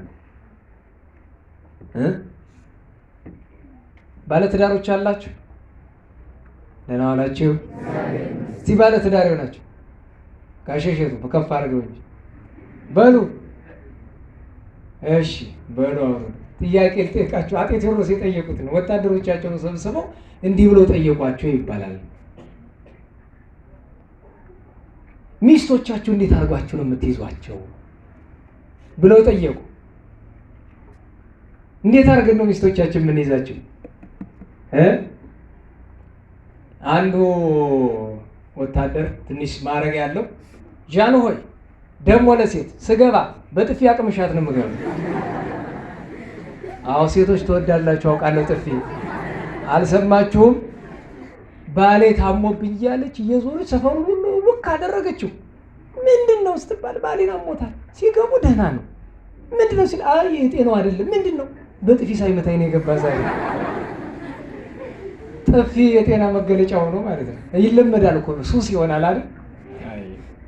እኔ ብዙ ጊዜ ሴቶች የሚነቃችሁን ነው የምትወዱ። እኔ አይቻለሁ። እውነቴን ነው። በዚህ ዘመን ጉንብስ አለላችሁ ወንድ ትንቁታላችሁ አሉ። እውነቴን ነው። አንድ ባልንጀራ የሚስቱ ነገር ያጥባል እና መጥቶ ናቀችኝ። ምን አድርገ ስለው እግሯን ማታ ማታ አጥባለሁ እና እኔ አከበርኩ ብዬ ነው የኔታ አድማሱ ጀንበሬ ሲያረጉ ተማርኩኝ ስትል ሰማው። የኔታ አድማሱ ጀንበሬ ታላቁ ልጅ የሚስታቸው ነገር ያጥቡ ነበር እና ያን ስትል ሰምቼ ኋላ ግን ናቀችኝ። ምን ላድርግ አለኝ።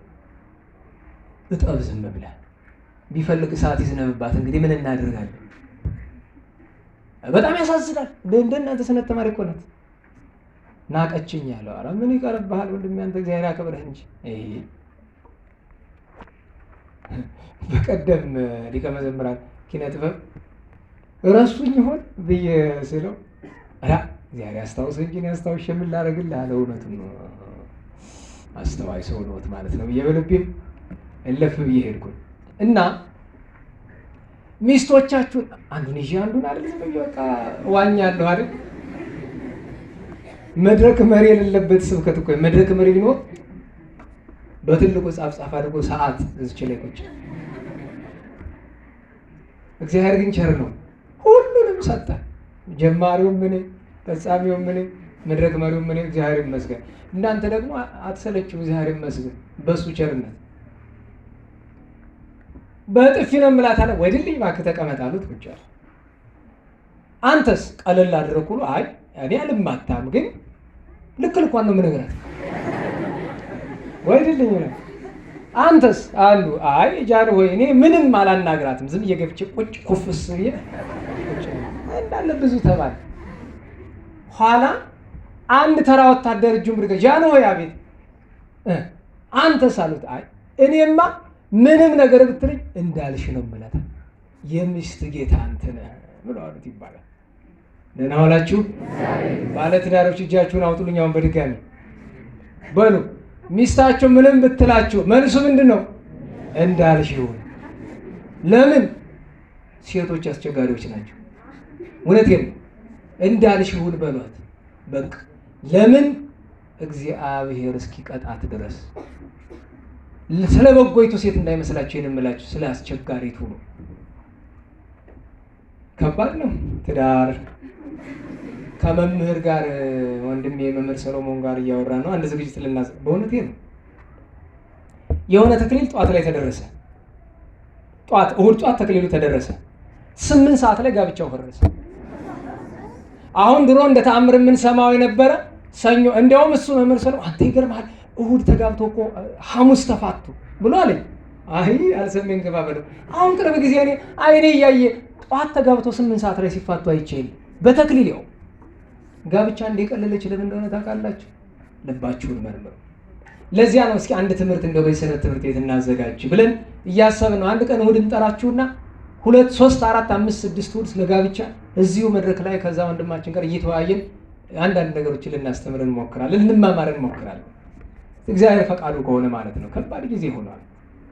ወደ ጉዳያችን ልመለስና ጥያቄ መቼም ሲመጣ አጤ ፋሲል ናቸው አሉ አበሉ አጠጡና እኔ ብሸጥ ስንት አወጣለሁ አሉ። ኧረ ጉድ ፈልቷል። እንኳን ንጉሱ እኛ ብንሸጥስ አራሱ እንዴ የሰው ልጅ ስንት ነው ዋጋው? እንዴት ዋላችሁ? እንዴት ዋላችሁ? የዓለማችን ውድ ሰው ማን ነው ታውቃላችሁ? በዚህ ዘመን የዓለማችን ውድ ሰው ማን ነው ከተባላችሁ በሰውኛ ነው፣ በዓለም መለኪያ ፋዘር ዘካርያስ ቦትሮስ ይባላሉ። የግብፅ ቄስ ናቸው። አባ ዘካርያስ ቦትሮስ ይባላሉ። አባ ዘካርያስ ቦትሮስ ማለት የግብፅ ቄስ ናቸው። አሜሪካን ነው የሚኖሩት። በሚሊዮን የሚቆጠሩ እስላሞችን አጥምቀው ክርስቲያን አድርገዋል። በሚሊዮን የሚቆጠሩ። በዚህ ምክንያት አልቃይዳ፣ ኢራንና ሳዑዲ አረቢያ የኒን ሰው አንገት ላመጣልን $60 ሚሊዮን እንከፍላለን ብለዋል። $60 ሚሊዮን ባውንቲ አንገታቸው ላይ እና ማይክል ኮሄን የሚባል የዘሰን ጋዜጠኛ ግን እኮ ሳስበው አላቸው እሱ የዓለማችን በጣም ውድ ሰው ነው $60 ሚሊዮን እሱን ለገደለ ብሎ ሲላቸው አይ ኮስት ሞር ዛን ዛት አሉት። እንግዲህ በግብጽኛ እንግሊዘኛቸው ከዛ በላይ ነው ዋጋ ያሉት። እንዴት አላቸው የክርስቶስ ደም የተከፈለልኝ ነኝ። ዘተሳይጠክሞ በደሙ ክቡር እኛን የገዛን በምን ነው? በደሙ በደም አምላክ የተገዛን አይደል? እና ታዲያ ጃንሆይ ፋሲል እንዴት ተብሎ ነው የሚገመቱ? ጭንቋን የበሉት ሁሉ ጠፋባቸው ሊቃውንት። ምን ሲሉ 10 ቢሊዮን ቢባልም እንኳን ያስመታል፣ ችግር ነው። አንድ የራባው የቅኔ ተማሪ እዚያ ነበርና ጃንሆይ ኧረ ለማወቁስን ያውቃሉ፣ ግንሳ እርቦኛል አልበላሁም እኔ ሀበላችሁኝ ይናገራሉ ብሏል። አበሉት። ምንድነው እስቲ ተናገሩ።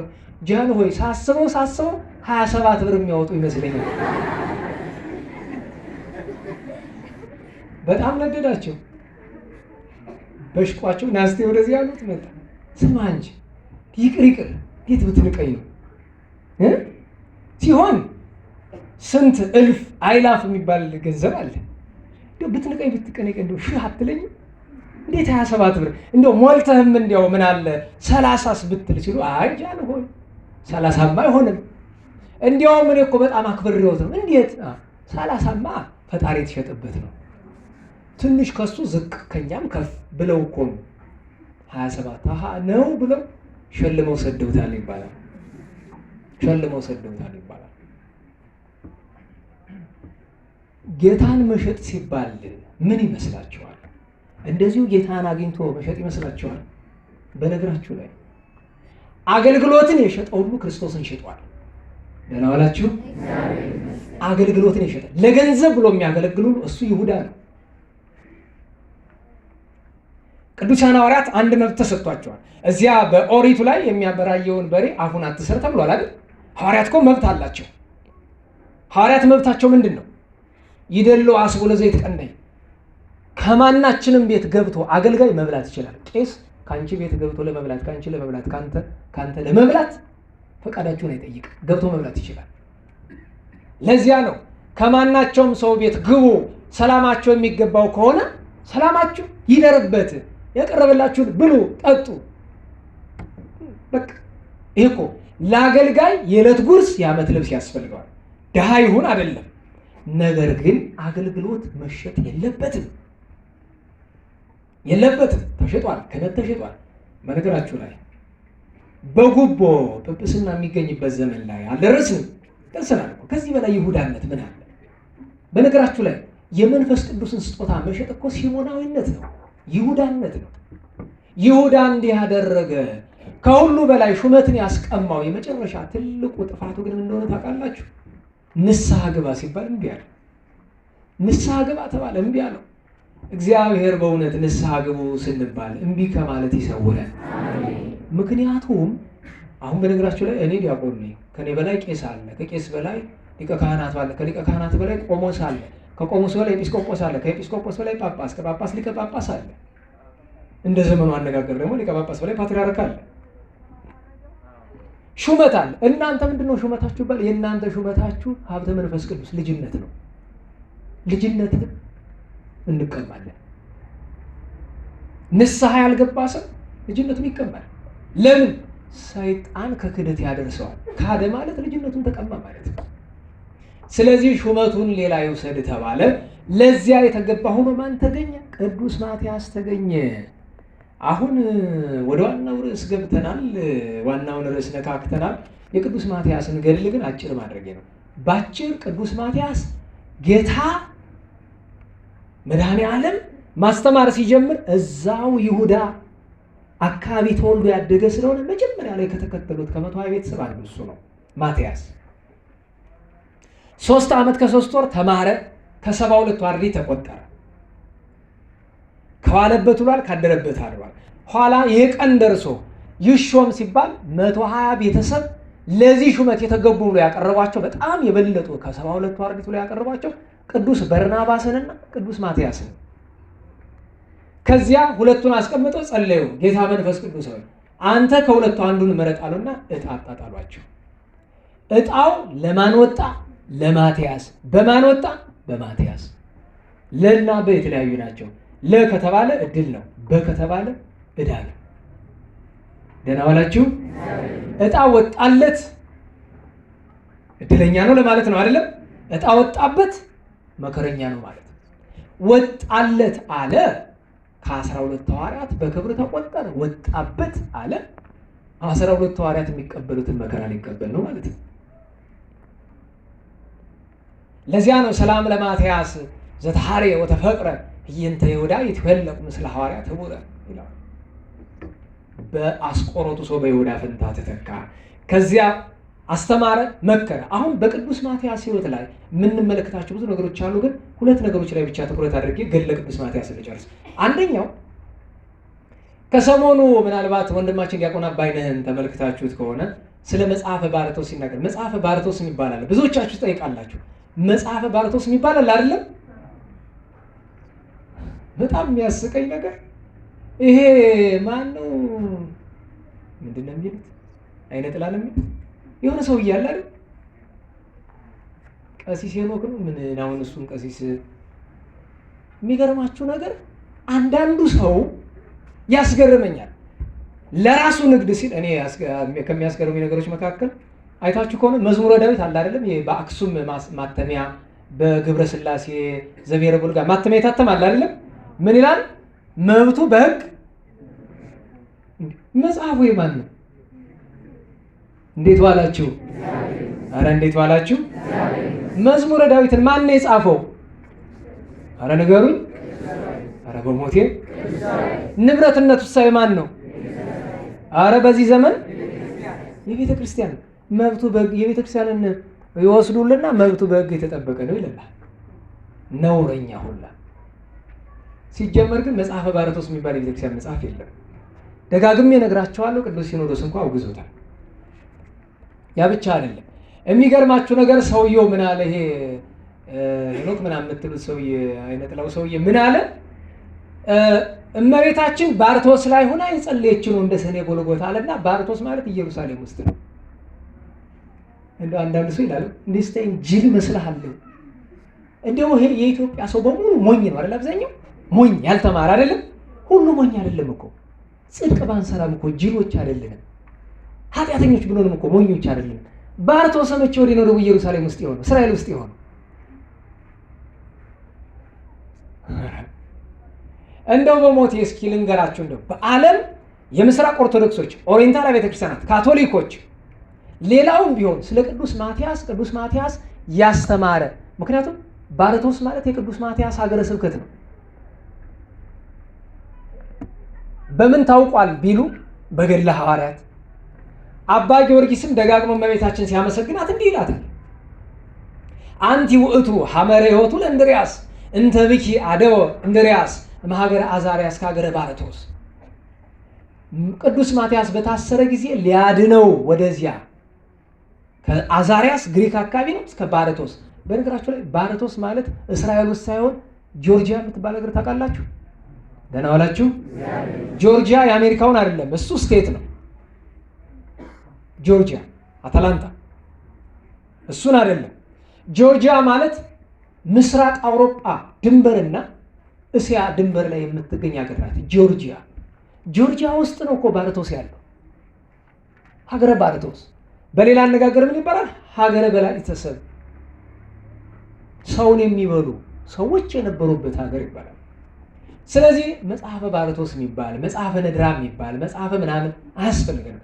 እንዲህ ለውን ተውትና የሚገርማችሁ ነገር ደጋግመን የምንናገረው ነገር አለ። እንዴት ዋላችሁ? ሐዋርያት በሲኖዶሳቸው ፍትሐ ነገሥት ላይ ጸልዩ ተብሎ የተቀመጠልን መጽሐፍ አለ አይደለም? የዳዊትን መዝሙር፣ የነቢያትን መኃልይ፣ ከዚያ ጊዜ ካለ ውዳሴውን፣ መልክአ መልኩን፣ አንቀጸ ብርሃኑን፣ ቅዳሴውን ስንት አለ። ተውት እንዲያው በሞቴ እንዴት ዋላችሁ? ይሄ ወንጌል ጸሎት ነው አይደለም? ወንጌልን ሳትጸልይ ከባርቶስ ምን አስሮጠ? ከንድራ ከሚባል ጸሎት ምን አስሮጠ? ከመፍትሔ ሥራይ ምን አስሮጠ?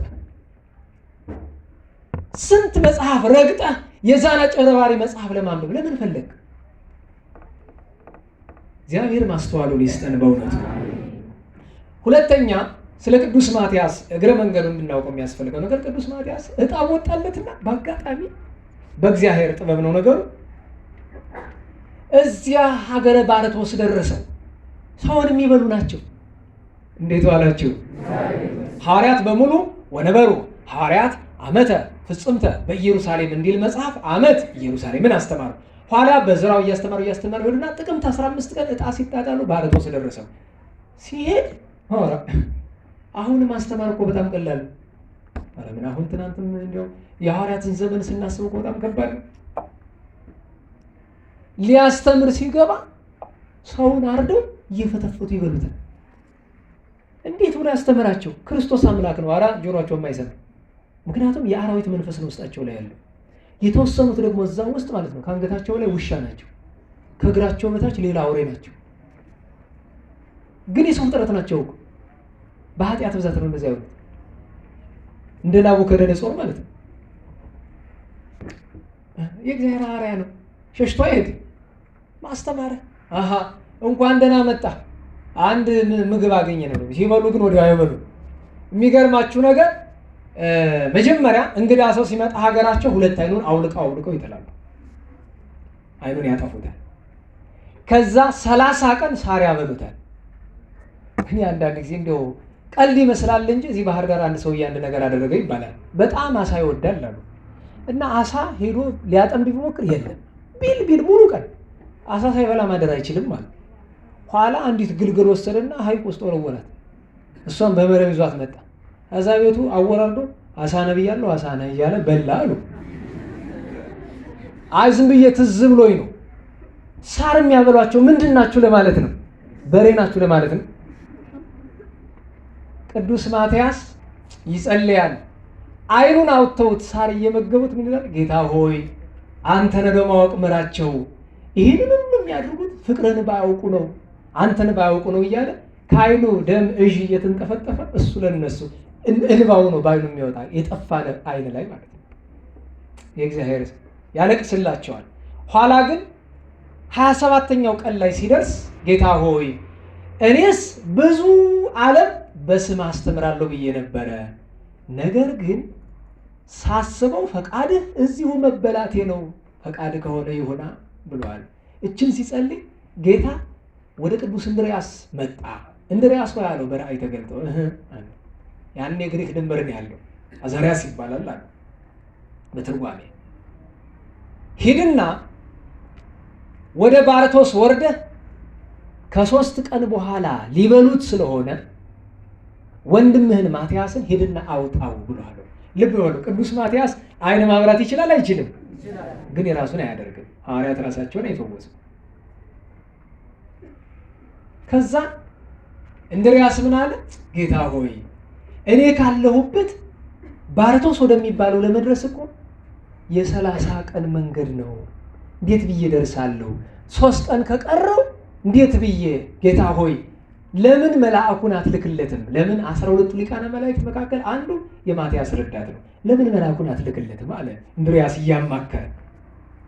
አይ በፍጥረት ሁሉ ላይ ስልጣን ያለው እኔ አምላክ ምን እንደምሰራ አታውቅምን? በልውጣና ሄዳለሁ። 2 ደቀ መዛሙርትን አስከትሎ እንድርያስ ባህር ዳርቻ ላይ ደረሰ። መርከበኞቹን አሳፍሩኝ ሲላቸው ገንዘብ አምጣ። ሐዋርያት ገንዘብ አላቸው? እንዴት ዋላችሁ? ገንዘብ አላቸው? የላቸው። የለኝም አላቸው። ትተውት ሄዱ። አንድ መርከብ ብቻ ቀረ። ወጣት መርከበኛ አሳፍረን ብለው አሉት። ለምንድን ነው ሌሎቹ ያላሳፈሯችሁ አላቸው። ገንዘብ የሌለን። ቆይ ግን እናንተ ልትሳፈሩ መጣችሁ ገንዘብ ሳትይዙ እንዴት ብሎ ይሆናል አላቸው። አይ የኛ ፈጣሪያችን አምላካችን ገንዘብ አትያዙ እኔ ሁሉን አደርግላችኋለሁ ብሎናል። ይገርማል። በሉ ነው ተሳፈሩ፣ በነፃ አሳፈራቸው። ከዛ ይዟቸው ሲሄዱ 2ቱ ደቀ መዛሙርት ፈሩ እና ቅዱስ እንድርያስ ጸሎት አደረሰ። 2ቱ ተማሪዎቹን እንቅልፍ ወሰዳቸው።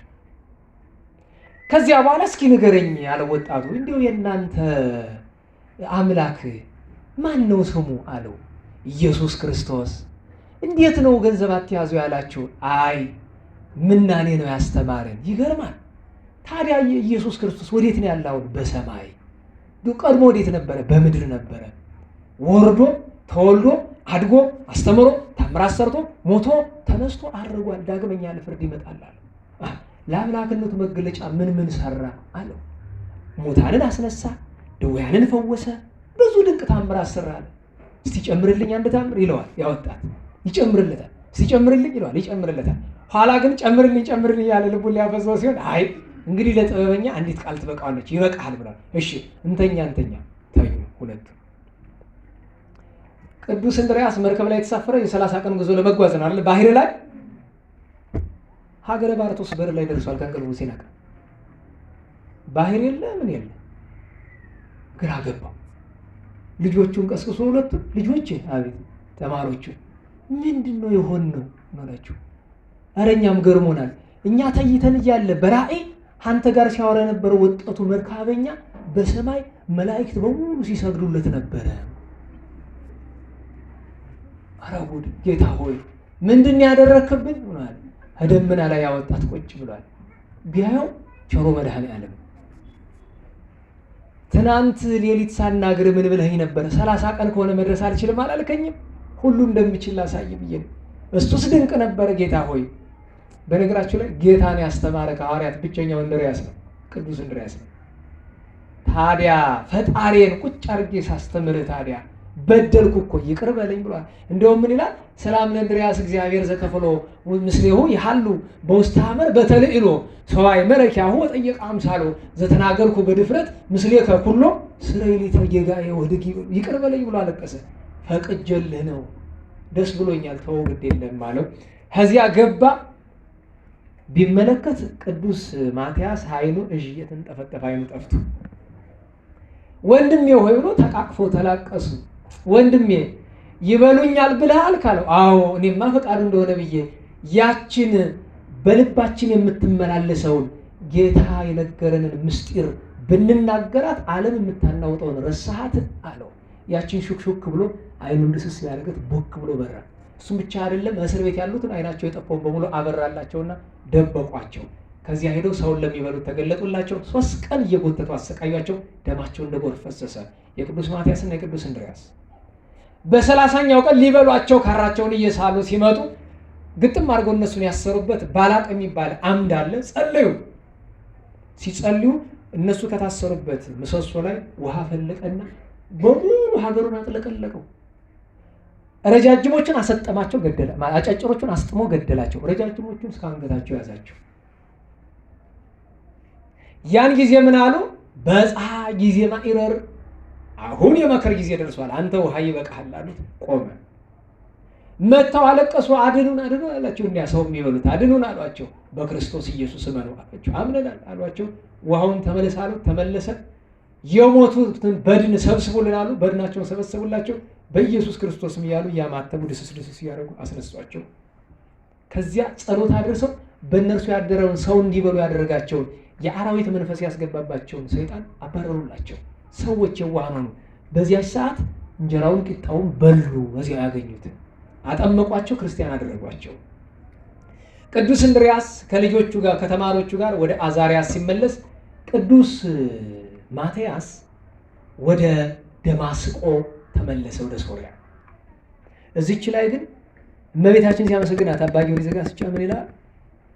አንቲ ውእቱ ለማትያስ እምቤተ ሞቀ ባላሂቱ፣ ከእስር ቤት ማትያስን የፈታሽ አንቺ ነሽ አለና ከማሁ ባልህኒ እሟቀይተ ኃጢአት ዘኢይትፈታ ወማእሰረ ጸላኢ ዘኢይትፈታ ካለ። እኔ ያሳዝነኛል አባ ጊዮርጊስ እንደዚህ ሲል ያሳዝነኛል ብላችሁ የጸሎቱ ይዘት ለራሴ ነው፣ አባ ጊዮርጊስ አይደለም።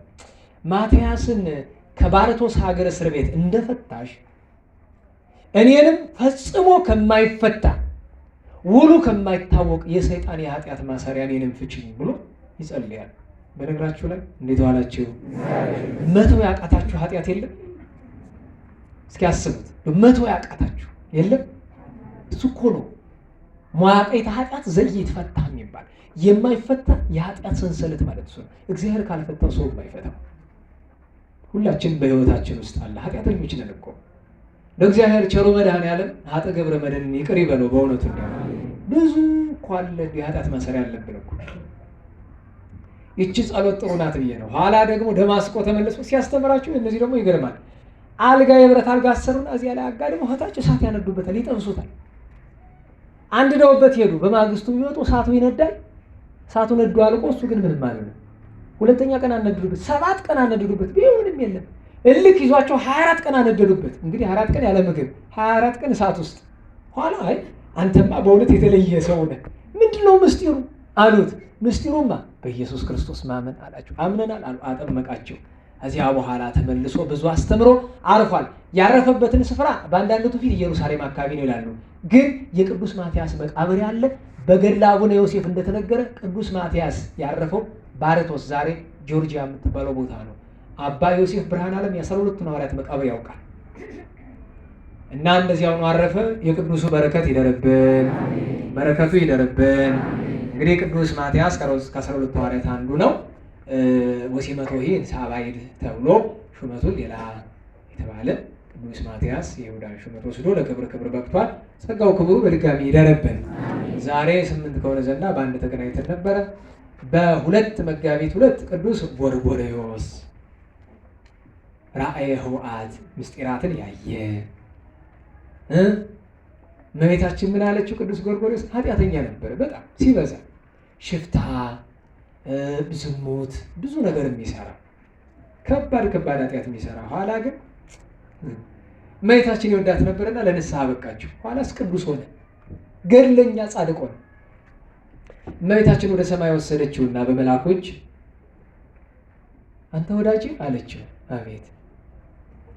ክርስቲያኖች ግን ለምንድን ነው ኃጢአት መስራትን የሚወዷት ብላ ጠየቀች። ገርሟት እንኳን እመቤታችን ማለት ለምንድን ነው ክርስቲያኖች ኃጢአትን መስራት እንዲህ የሚወዱ? በነገራችሁ ላይ ጽድቅ ይጥምልን አይመስልም እኮ አይደለም? እንዴት ዋላችሁ? በሀገሪቱ ካለው አጫሽ አብዛኛው እምነቱ ምንድን ነው? ይገርመኛል። ማጅራት መቺው ማን ነው? የእኛ ሰው። ጫት ቃሚው ማን ነው? የእኛ ሰው። ባለጌው ማን ነው? የእኛ ሰው። ኧረ እባካችሁ ንስሐ ግቡ በላቸው፣ እኔ ለእናንተ ስንት ጊዜ ላልቅስ ብላ ነገረችው። ሌላ ብዙ ታሪክ አለው፣ ከቅዱስ ዳዊት ጋር የተያያዘ ብዙ ታሪክ አለው። ጎርጎርዮስ ራእየ ኅቡዓት ብሏል። ምስጢራትን አይቷል፣ በሰማይ ሄዷል። በረከቱ ይደርብን። አባ መከራዊ 131 ዓመት ነው የኖረው። ሰማዕት የሆኑ በ131 ዓመቱ ነው። ኒቄዎስ በምትባል ግብፅ የምትገኝ አውራጃ ናት። 131 ዓመት። ከዚህ ውስጥ እናት አባቱ ቤት የኖረ 8 ዓመት ብቻ ነው። 123 ዓመት በአገልግሎት ነው የኖረው። እንግዲህ ልብ በሉ፣ ቅድም ብያችኋለሁ አይደለም? አገልግሎት ሲባል የሆነ ቦታ ጀምረ የሆነ ቦታ የምታቆመው አይደለም። ስንት ዓመት አገለገለ? ደህና ዋላችሁ? 123 ዓመት 123 ዓመት። ከዚህ መካከል 69 ዓመቱን ጳጳስ ሆኖ ነው ያገለገለው። 24 ዓመቱን ዲያቆን ሆኖ ነው ያገለገለው። ዲያቆናት ስንት ዲያቆን አለ? በዚህ ዘመን እኮ ቤተክርስቲያን ፍዳዋን የበላች ዲያቆንና ሴት ልብ አጥተው ነው። ደግሞ እኩል እናድርጋቸው እኛ ጋር እንጂ ዲያቆንና ሴት ልብ ቢያገባ እኮ አገር ይለማ ነበር። ዲያቆንና ሴት ተበላሽቶ እኮ ነው። 24 እና 69 ስንት ነው? 93 ከዚህ 93 በኋላ ለ123 ስንት ነው የሚቀረው?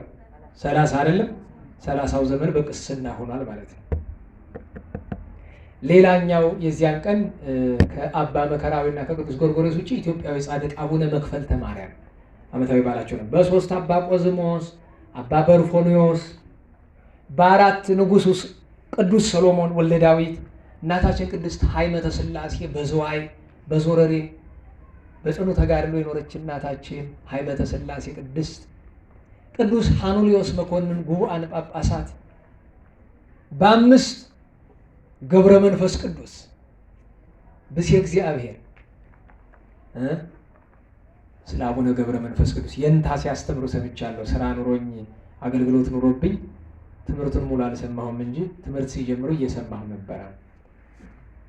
ገብረ መንፈስ ቅዱስ አባ በኪዳንከ አስራተ ንስሐ አብ በዘባኑ አይደል? ገብረ መንፈስ ቅዱስን እግዚአብሔር አብ ወላዲተ አምላክ ምን ሆኖ ነው ያሪስተው ደህና ዋላችሁ?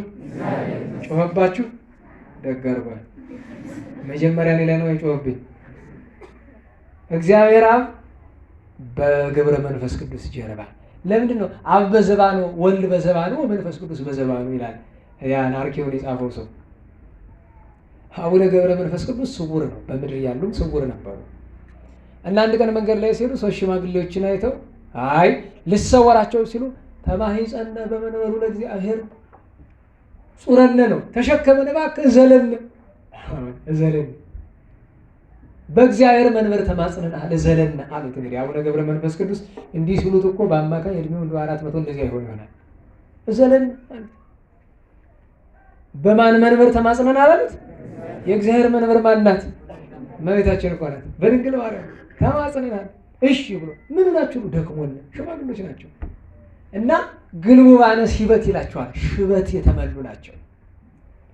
ቅጥቁጣን ይላቸዋል። እንዲሁ ድክም ያሉ በርጅኝ በል አንዳንድ ምዕራፍ ተሸክመን አሉት።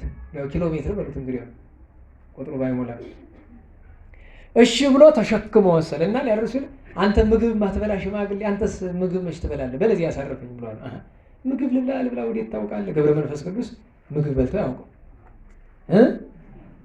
ታሲያሲዮ ሳይር ወተአረዞ ቆጽል ምንተኒ አናሂሰ ይኩል ዓለም ማሳን ይላል ገብረ መንፈስ ቅዱስ። ቅዱሳን ሲበቁ ቅጠል ይለብሳሉ አይደለም? ገብረ መንፈስ ቅዱስ አልለበሰም ቅጠል፣ ጠጉር ነው። ቅዱሳን ሲበቁ ሳር ይበላሉ አይደለም? ገብረ መንፈስ ቅዱስ ሳርም አልበሉ፣ ምንም ቀምሰው አያውቁ። ኋላ ሁለተኛውንም ሶስተኛውንም ተሸከሙ። እናንተ መዓዛችሁ የሚጣፍጥ ሽማግሎች ምንድናችሁ አሏቸው። ያን ጊዜ ነው እንደ መብረቅ ብልጭልጭ ታሆንና ለካ ቅድስት ሥላሴ ናቸው።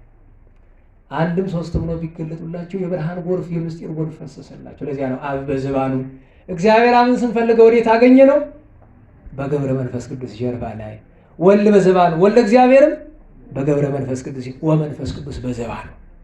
ኋላ ግን ምስጢር አቃናና ምን አለ? ዘሐዘልዎ በኪዳኑ ዘሐዘሎም አላለም። ያዘላቸው ሰውን ምን አለ? ያዘሉት። አሃ ገለበጠውሳ ደራሲ አልገለበጠውም። አዛይ ማን ነው? እንዴት ዋላችሁ?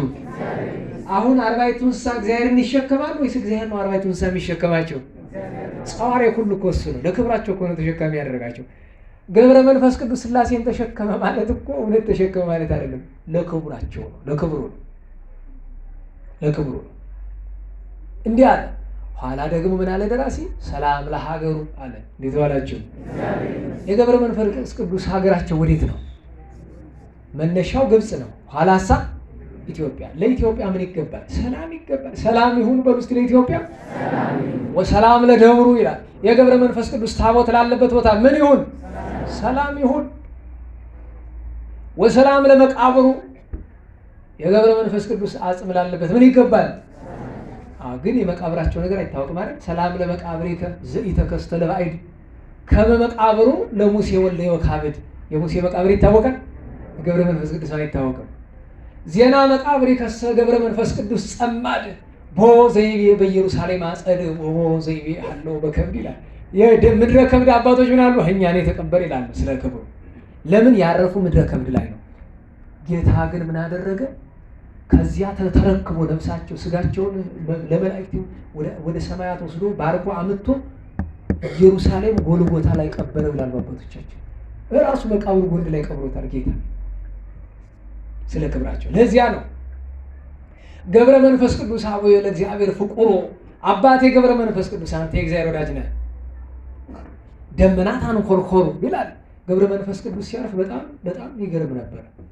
ደመናት ሁሉ ተናወጹ፣ አዕዋፈ ሰማይ ዘመሩ ይላል። የሰማይ ወፎች ሁሉ ዘመሩለት ሲያርፍ።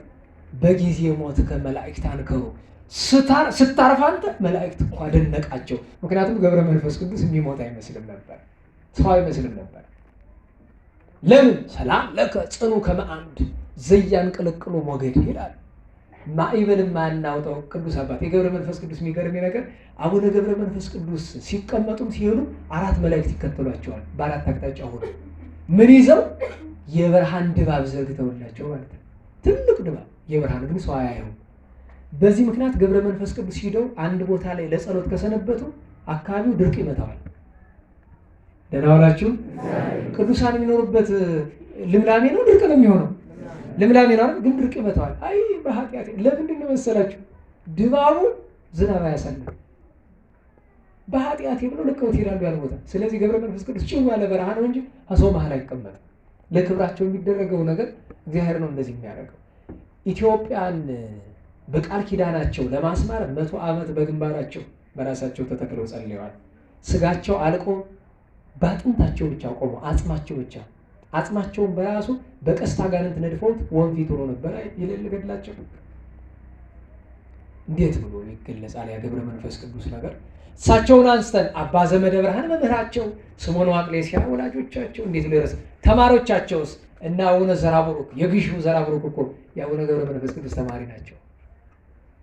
ዘራቡሩክ ታዲያ ደግ ሰው ስታገለግሉ ምን ትሆናላችሁ? ደግ ሰው ገብረ መንፈስ ቅዱስ 562 ዘራቡሩክ 482 አይገርም? እድሜ እንደገና አቡነ አብሳዲ እሳቸው ቢያው ናቸው 480 ግሩም ነው። እግዚአብሔር በረከታቸውን ያሳደረብን።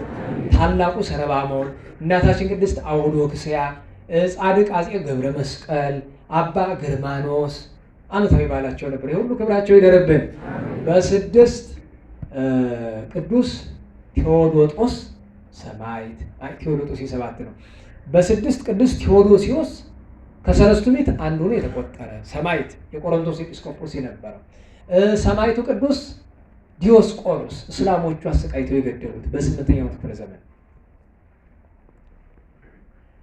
እንደዚህ 2 ቅዱሳን ዓመታዊ በዓላቸው ነበር በ6። ሌላም አንድ 3ኛ በዓል ነበር ዘነጋሁት እንጂ በ7 ማለትም ትናንት ቅዱስ ቴዎዶጦስ ሰማዕቱ ኃያል ሰማዕት ነው። ፊልሞንና አብላኒዎስ ባለፈው የተነጋገርንላቸው አዝማሪ የነበሩት። እንደዚሁም የኢትዮጵያ ንጉሥ ጻድቁ ቴዎድሮስ መይሳው ካሳ ሳይሆን የመጀመሪያው ቴዎድሮስ። ዛሬ ከቅዱስ ማትያስ ጋር በተጨማሪ ቅዱስ አርያኖስ ወደ 5 ሚሊዮን እና ከዛ በላይ የሚሆኑ ክርስቲያኖችን ገድሏል ይባላል። ቅዱስ አርያኖስ ንስሐ ገብቶ ግን እሱም ሰማዕት ሆኖ ዛሬ ቅዱስ አርያኖስ ይባላል። ጽላት ተቀርጾለት ደብረ ታነጾለት የሚከበሩናል። የሁሉም በረከታቸው ይደርብን። አባ ዮልዮስም ዛሬ የነበሩ። ነገ ስንት ቀን ነው? 9 መጋቢት 9 ቅዱስ ኩትን ሐዋርያ ነው። በ10 ቅዱስ ዕፀ መስቀል። ይኸው ክብረ በዓል እዚህ ያለ የዓመት በዓል ነው ማለት ግን ጽላት ይወጣል ማለት አይደለም። አብይ ጾም ነው። ይሄው የሥርዓት ደብር ነው። እኔ አመሰግናለሁ ሁልጊዜ መንበረ መንግስት መድኃኔዓለምን አመሰግናለሁ። መጋቢት 10 ዓመት ነው፣ መጋቢት 27 ዓመት ነው። ግን የአብይ ጾም ክብረ በዓል እዚህ ነው ማየት የምትችሉት። ከበሮ ተደልቆ ማህሌት ተቆሞ አይሆንም። ስርዓት ነው። ወደፊትም ወደ ኋላም የለውም። በቃ የዚያኑ ቀን አቡነ ተከስተ ብርሃን የዲማው ዘደብረ ድማ ዓመታዊ ዕረፍት በዓላቸው ነው። በ11 ቅዱስ ቴዎቄጤኖስ፣ ቅዱስ ባስሊዮስ አይደለም ባስሊዮስ ዓመታዊ በዓላቸውን አባ አሌፍ ከ9 ቅዱሳን አንዱ። በ12 የምንወደው አባታችን ቅዱስ ድሜጥሮስ የባሕር ሐሳቡ ጌታ ቅዱስ መላዚ፣ ቅድስት ልዕልተ ወይን፣ ቅዱስ ሚካኤልን እናስባለን ወዳጃቸው። በ13 እንዴት ያለ በዓል አለ መሰላችሁ? አይ ምን ቀን ነው? 13 ሰኞ ነው። አልሆነ ቀን ላይ ወደቀ። የታላቁ የመነኮሳት አለቃ የአባ መቃርስ የስደት በዓል ነበረ። አቤት ያለው ቃል ኪዳን፣ አቤት ያለው ክብር። ምጽዋት እንስጥ፣ እንጀራ በወጥ ወይም ዳቦ ውሃ፣ ትልቅ ቃል ኪዳን አለው ታላቁ መቃርዮስ። አይ እግዚአብሔር ቢያድለኝ አንድ ቀን የአባ መቃርዮስን ገድል ብናገር ደስ ይለኝ ነበር። ሙሉን አንድ ቀን ባለፈው ሞክሬዋለሁ። ደግሞ ከዚያ በሰፋ መንገድ ገድል አባ መቃርዮስ የዚያን ቀን 40 ሰማይ የዚያን ቀን አሉ። ቅዱስ ዲዮናስዮስም ዓመታዊ በዓሉ ነው። በ14 ደገኛው አባ ባጥል መጋቢት 14፣ በ15 የእናታችን ቅድስት አስጠራጦሜቃ ጮኛ የነበረው ሰማዕቱ ቅዱስ ሰለፍኮስ ዓመታዊ በዓሉ ነው። የዛሬ ሳምንት 15 አይደለም። እግዚአብሔር የዛሰው ይበለን። የጸሎት እንነሳ።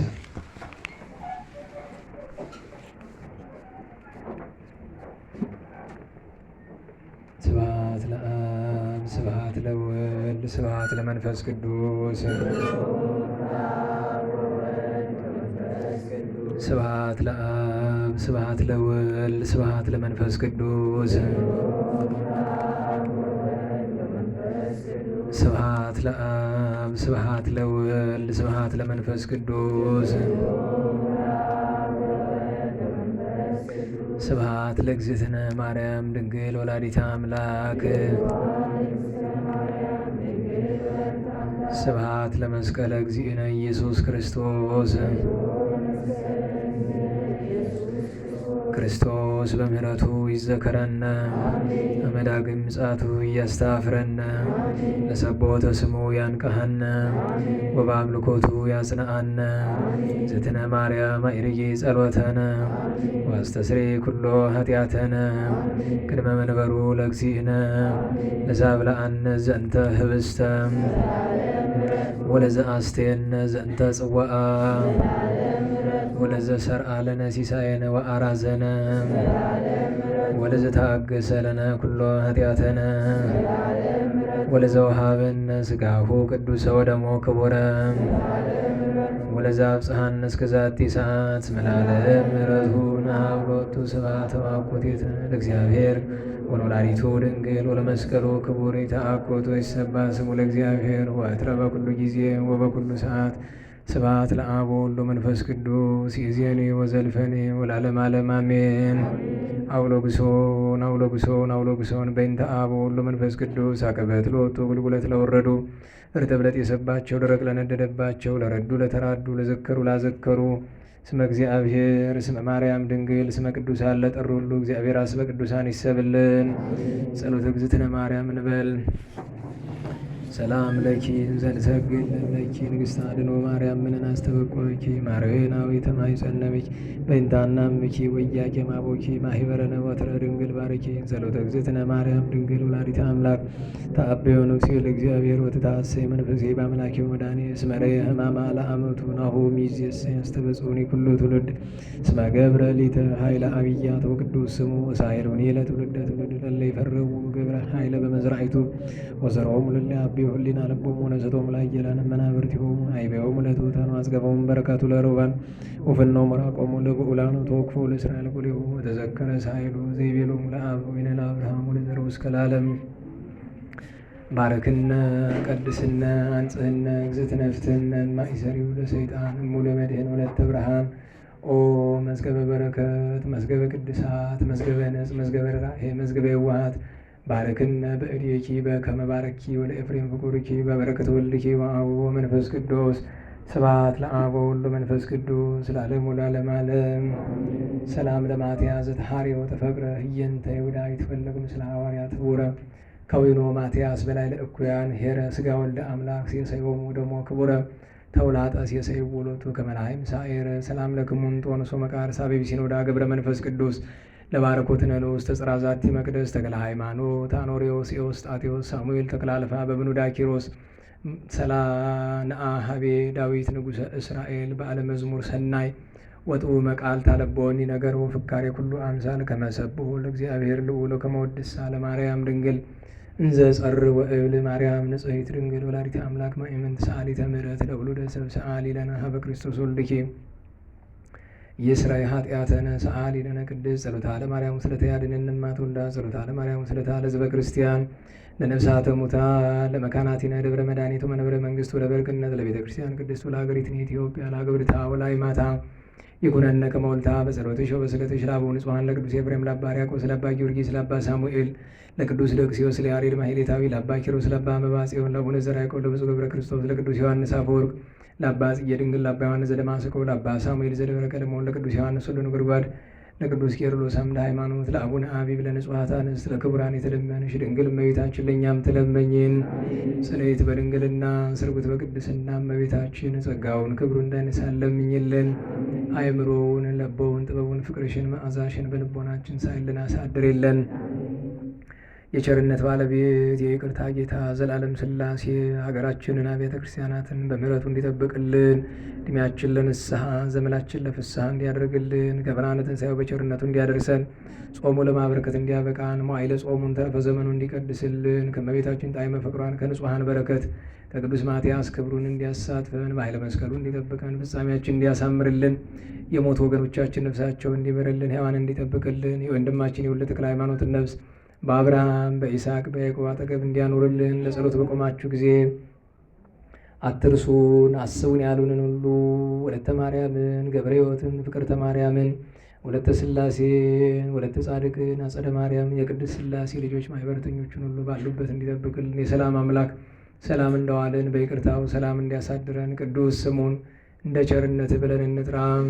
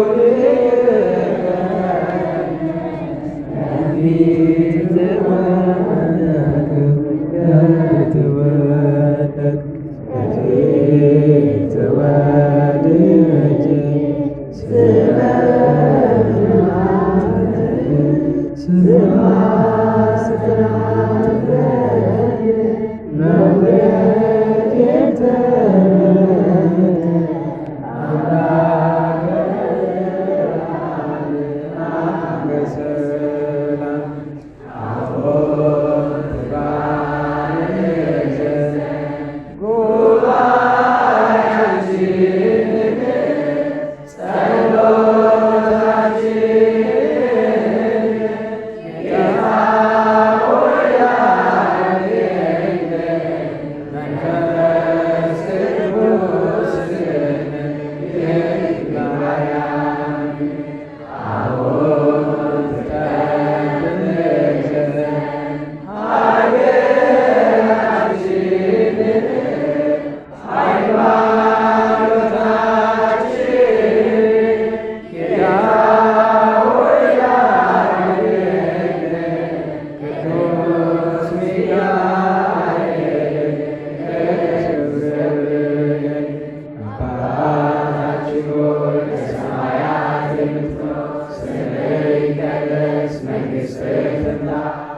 ፈቃድህ በሰማይ እንደሆነች እንዲሁም በምድር ትሁን።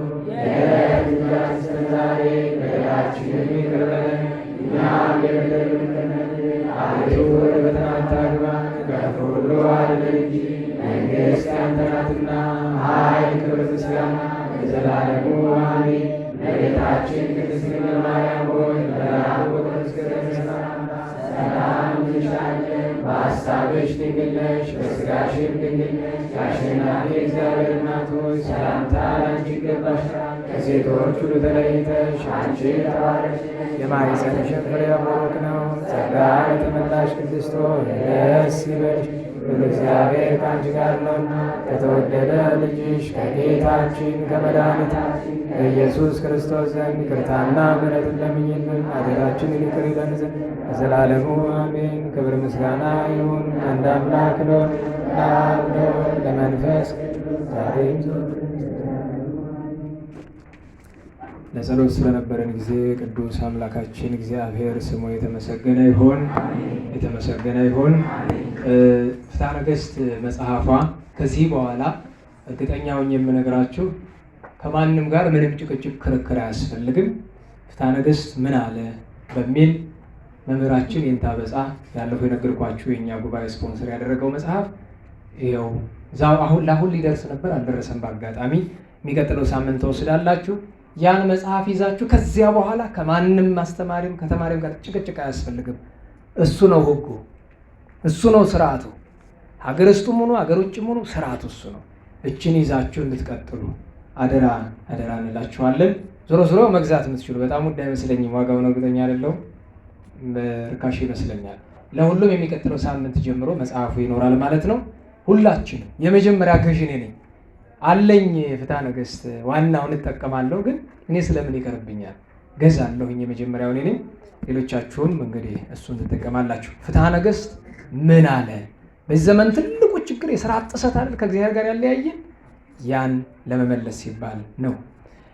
ጥያቄዎቻችሁን ለመመለስ ጊዜ ስለማይኖር አሁን እህቶቻችን ቀጥ ብላችሁ ቤታችሁ እንዳትመጡብኝ። ወንድሞች እሱ ፊት ለፊት ላይ ይታያል አይደለም? የተቋጠረው ነገር የንታ ናቸው። አደራ ልጆች መረቃችኋለሁ ብለዋቸዋል። እሷን ላይ እንግዲህ መቼም ሄደህ ማታ ጂም ምናምን ብለህ ስፖርት ብለህ ከምትሸከም እች ነው የምትሻለ። ምክንያቱም 10 ደቂቃ አተረፍኩኝ ለእሷ ብዬ ነው ቸኳኩዬ ታሪክ ሳልተረክ የቀረበ። ስለዚህ እሷን ወንድሞች እንግዲህ ሰፋ ሰፋ ያለ ትከሻ እጋን መሳት አያድንም። ስለዚህ እሷን ተሸክማችሁ እንደው ስወጣ ዛሬ በዚህ አይደለም በዚህ ነው የምወጣ። አደራችሁ እንዳታሳፍሩ። የንታ ናቸው መቼም የአንተ ልጆች እሺ ይላሉ እምቢ አይሉም ብለው ነው። እንኳን ይህን ታዘው እኔ ተራ ሰው ባዝም ትሰማላችሁና ወንድሞቻችን እሷን አንዴ ደከም ያላችሁትም ሁለት ለአንድ መውሰድ ትችላላችሁ። ተበልቶ ይሰገዳሉ? አዎ ይሰገዳል። እንደዛ ብሎ የጠየቀሰው ስላለ ተበልቶ ይሰገዳል። ግን ከተቻለ የመጀመሪያው ስግደት ግን ሳይበላ ነው። ከተበላም በኋላ ግን ይሰገዳል። የሚከለክል የለም።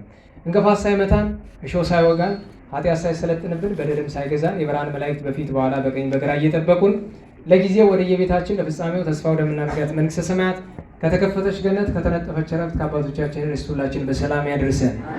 ለእግዚአብሔር ክብር ምስጋና ይሁን። በሰላም ያሳድረን። ስብሐት ለእግዚአብሔር ልዑል ወለወላዲቱ ድንግል ወለመስቀሉ ክቡር ዕፀ ሣህል አሜን።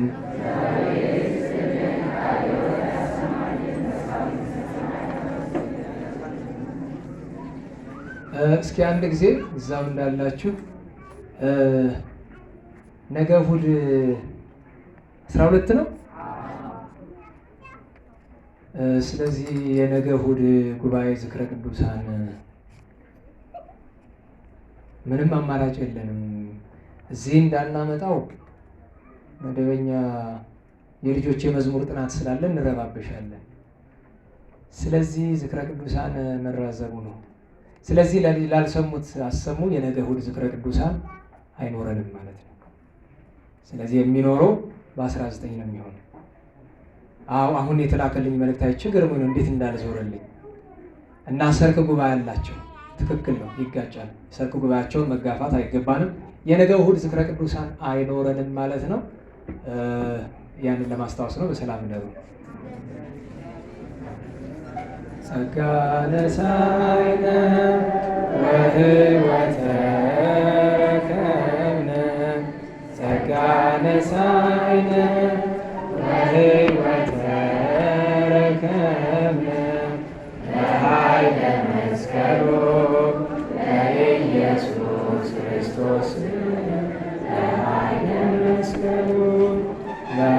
ኃይለ መስቀሉ ለኢየሱስ ክርስቶስ በኃይለ መስቀሉ ኪያከ እግዚኦ ነአኩት ወንሴብሐከ እግዚአብሔር ኪያከ እግዚኦ ነአኩት ወንሴብሐከ እግዚአብሔር ጸጋን ተቀበልን ሕይወትንም አገኘን ጸጋን ተቀበልን ሕይወትንም አገኘን በመስቀሉ ኃይል ለኢየሱስ ክርስቶስ በመስቀሉ ኃይል በመስቀሉ ኃይል ለኢየሱስ ክርስቶስ በመስቀሉ ኃይል አቤቱ አንተ አቤቱ አንተ እናመሰግንሃለን እግዚአብሔር አቤቱ አንተ አቤቱ አንተ እናመሰግንሃለን እግዚአብሔር። ስለዚህ ማርያም አምላካችን እግዚአብሔር ስሙ የተመሰገነ ይሁን። ለወንድሞች ሳይሆን ወንድሞች ይህን አትስሙ፣ አስፈላጊ አይደለም። እህቶቻችን ይህንን የላክሽ እህት እንደዚህ ብሎ የሚል ሰው ካለ በጣም ነውር ነው። ጸበል ቦታ ስትሄዱ እህቶቻችን ውስጥ ብቻችሁን ገብታችሁ የምትጠመቁበት ካልሆነ አታውቁ። በመጀመሪያ ደረጃ በተገላጭ የሚጠመቅበት ቦታ አትጠመቁ። ሰው አጥማቂ ካህንም ይሁን ቄስም ይሁን ዲያቆንም ይሁን መነኩሴ ማንም ይሁን የእናንተን ገላ ማየት አይችልም። ማናችሁም ቢሆን ሰው የሚያይበት ቦታ ላይ ልብሳችሁን አታውልቁ። ጸበሉ ይቀራል፣ ሌላ ጸበል ሄዳችሁ ትጠመቃላችሁ። እንኳን ደግሞ ጨርሶ እዚህ እስከተጻፈው ድረስ ማለት ነው። ጨርሶ ልብስ የሚወለቀው የ80 ቀን ጥምቀታችሁ ነው። በ80 ቀን የምትጠመቅ በ80 ቀን ታውቃላችኋል። አዲስ ተጠማቂ አዲስ ክርስቲያን ሆነች እንደሆነ እሷም መጋረጃ ተጋርዶ ካህኑ ከመጋረጃ ውጭ ይሆናል። እሷ ከዚህ ሆና ትጠመቃለች። ቅባሜሮን ሲቀባ ካህኑ ወደ መጋረጃው ጣቱን እጁን ሰዶ እጁን ይዛ ቅባሜሮን ሴት ናት የምትቀባው፣ ዲያቆናዊት የምትባል ሴት ናት የምትቀባ እንጂ ነውር የመጀመሪያ ጥምቀት ነው። ከዛ ውጭ ግን ልብስ ለብሳ አትጠመቅ የሚል ሕግ የለም። ስለዚህ ስትጠመቁ ጸበል ስትሄዱ ልብሳችሁ እንደለበሳችሁ ተጠመቁ። ልብሳችሁ እንደለበሳችሁ ቢያንስ የውስጥ ቀሚስ አላችሁ አይደል? በቃ ጭራሽ ምንም ነገር አትልበሱ ብሎ ይሄንን የሚላችሁ ሰው ምናልባት ሌላ ማየት የሚፈልገው አይነት ያለው ባለጌ ሰው መሆን አለበት። እንደዚህ የሚል ነገር ስለመጣ ነው የሚሉ እንዳሉ ስላወቁ ነው የመለስኩላችሁ። ስለዚህ ሰው እያያችሁ ልብስ አትጠብቁ። ጸበል ካስፈለገ እንደ ቅዱስ ገብርኤል ያለ ተዘግቶ የምትጠመቁበት አለ፣ እንደሱ ያለ ቦታ መጠመቅ አደራችሁ። ሰላም ያሰጠኝ።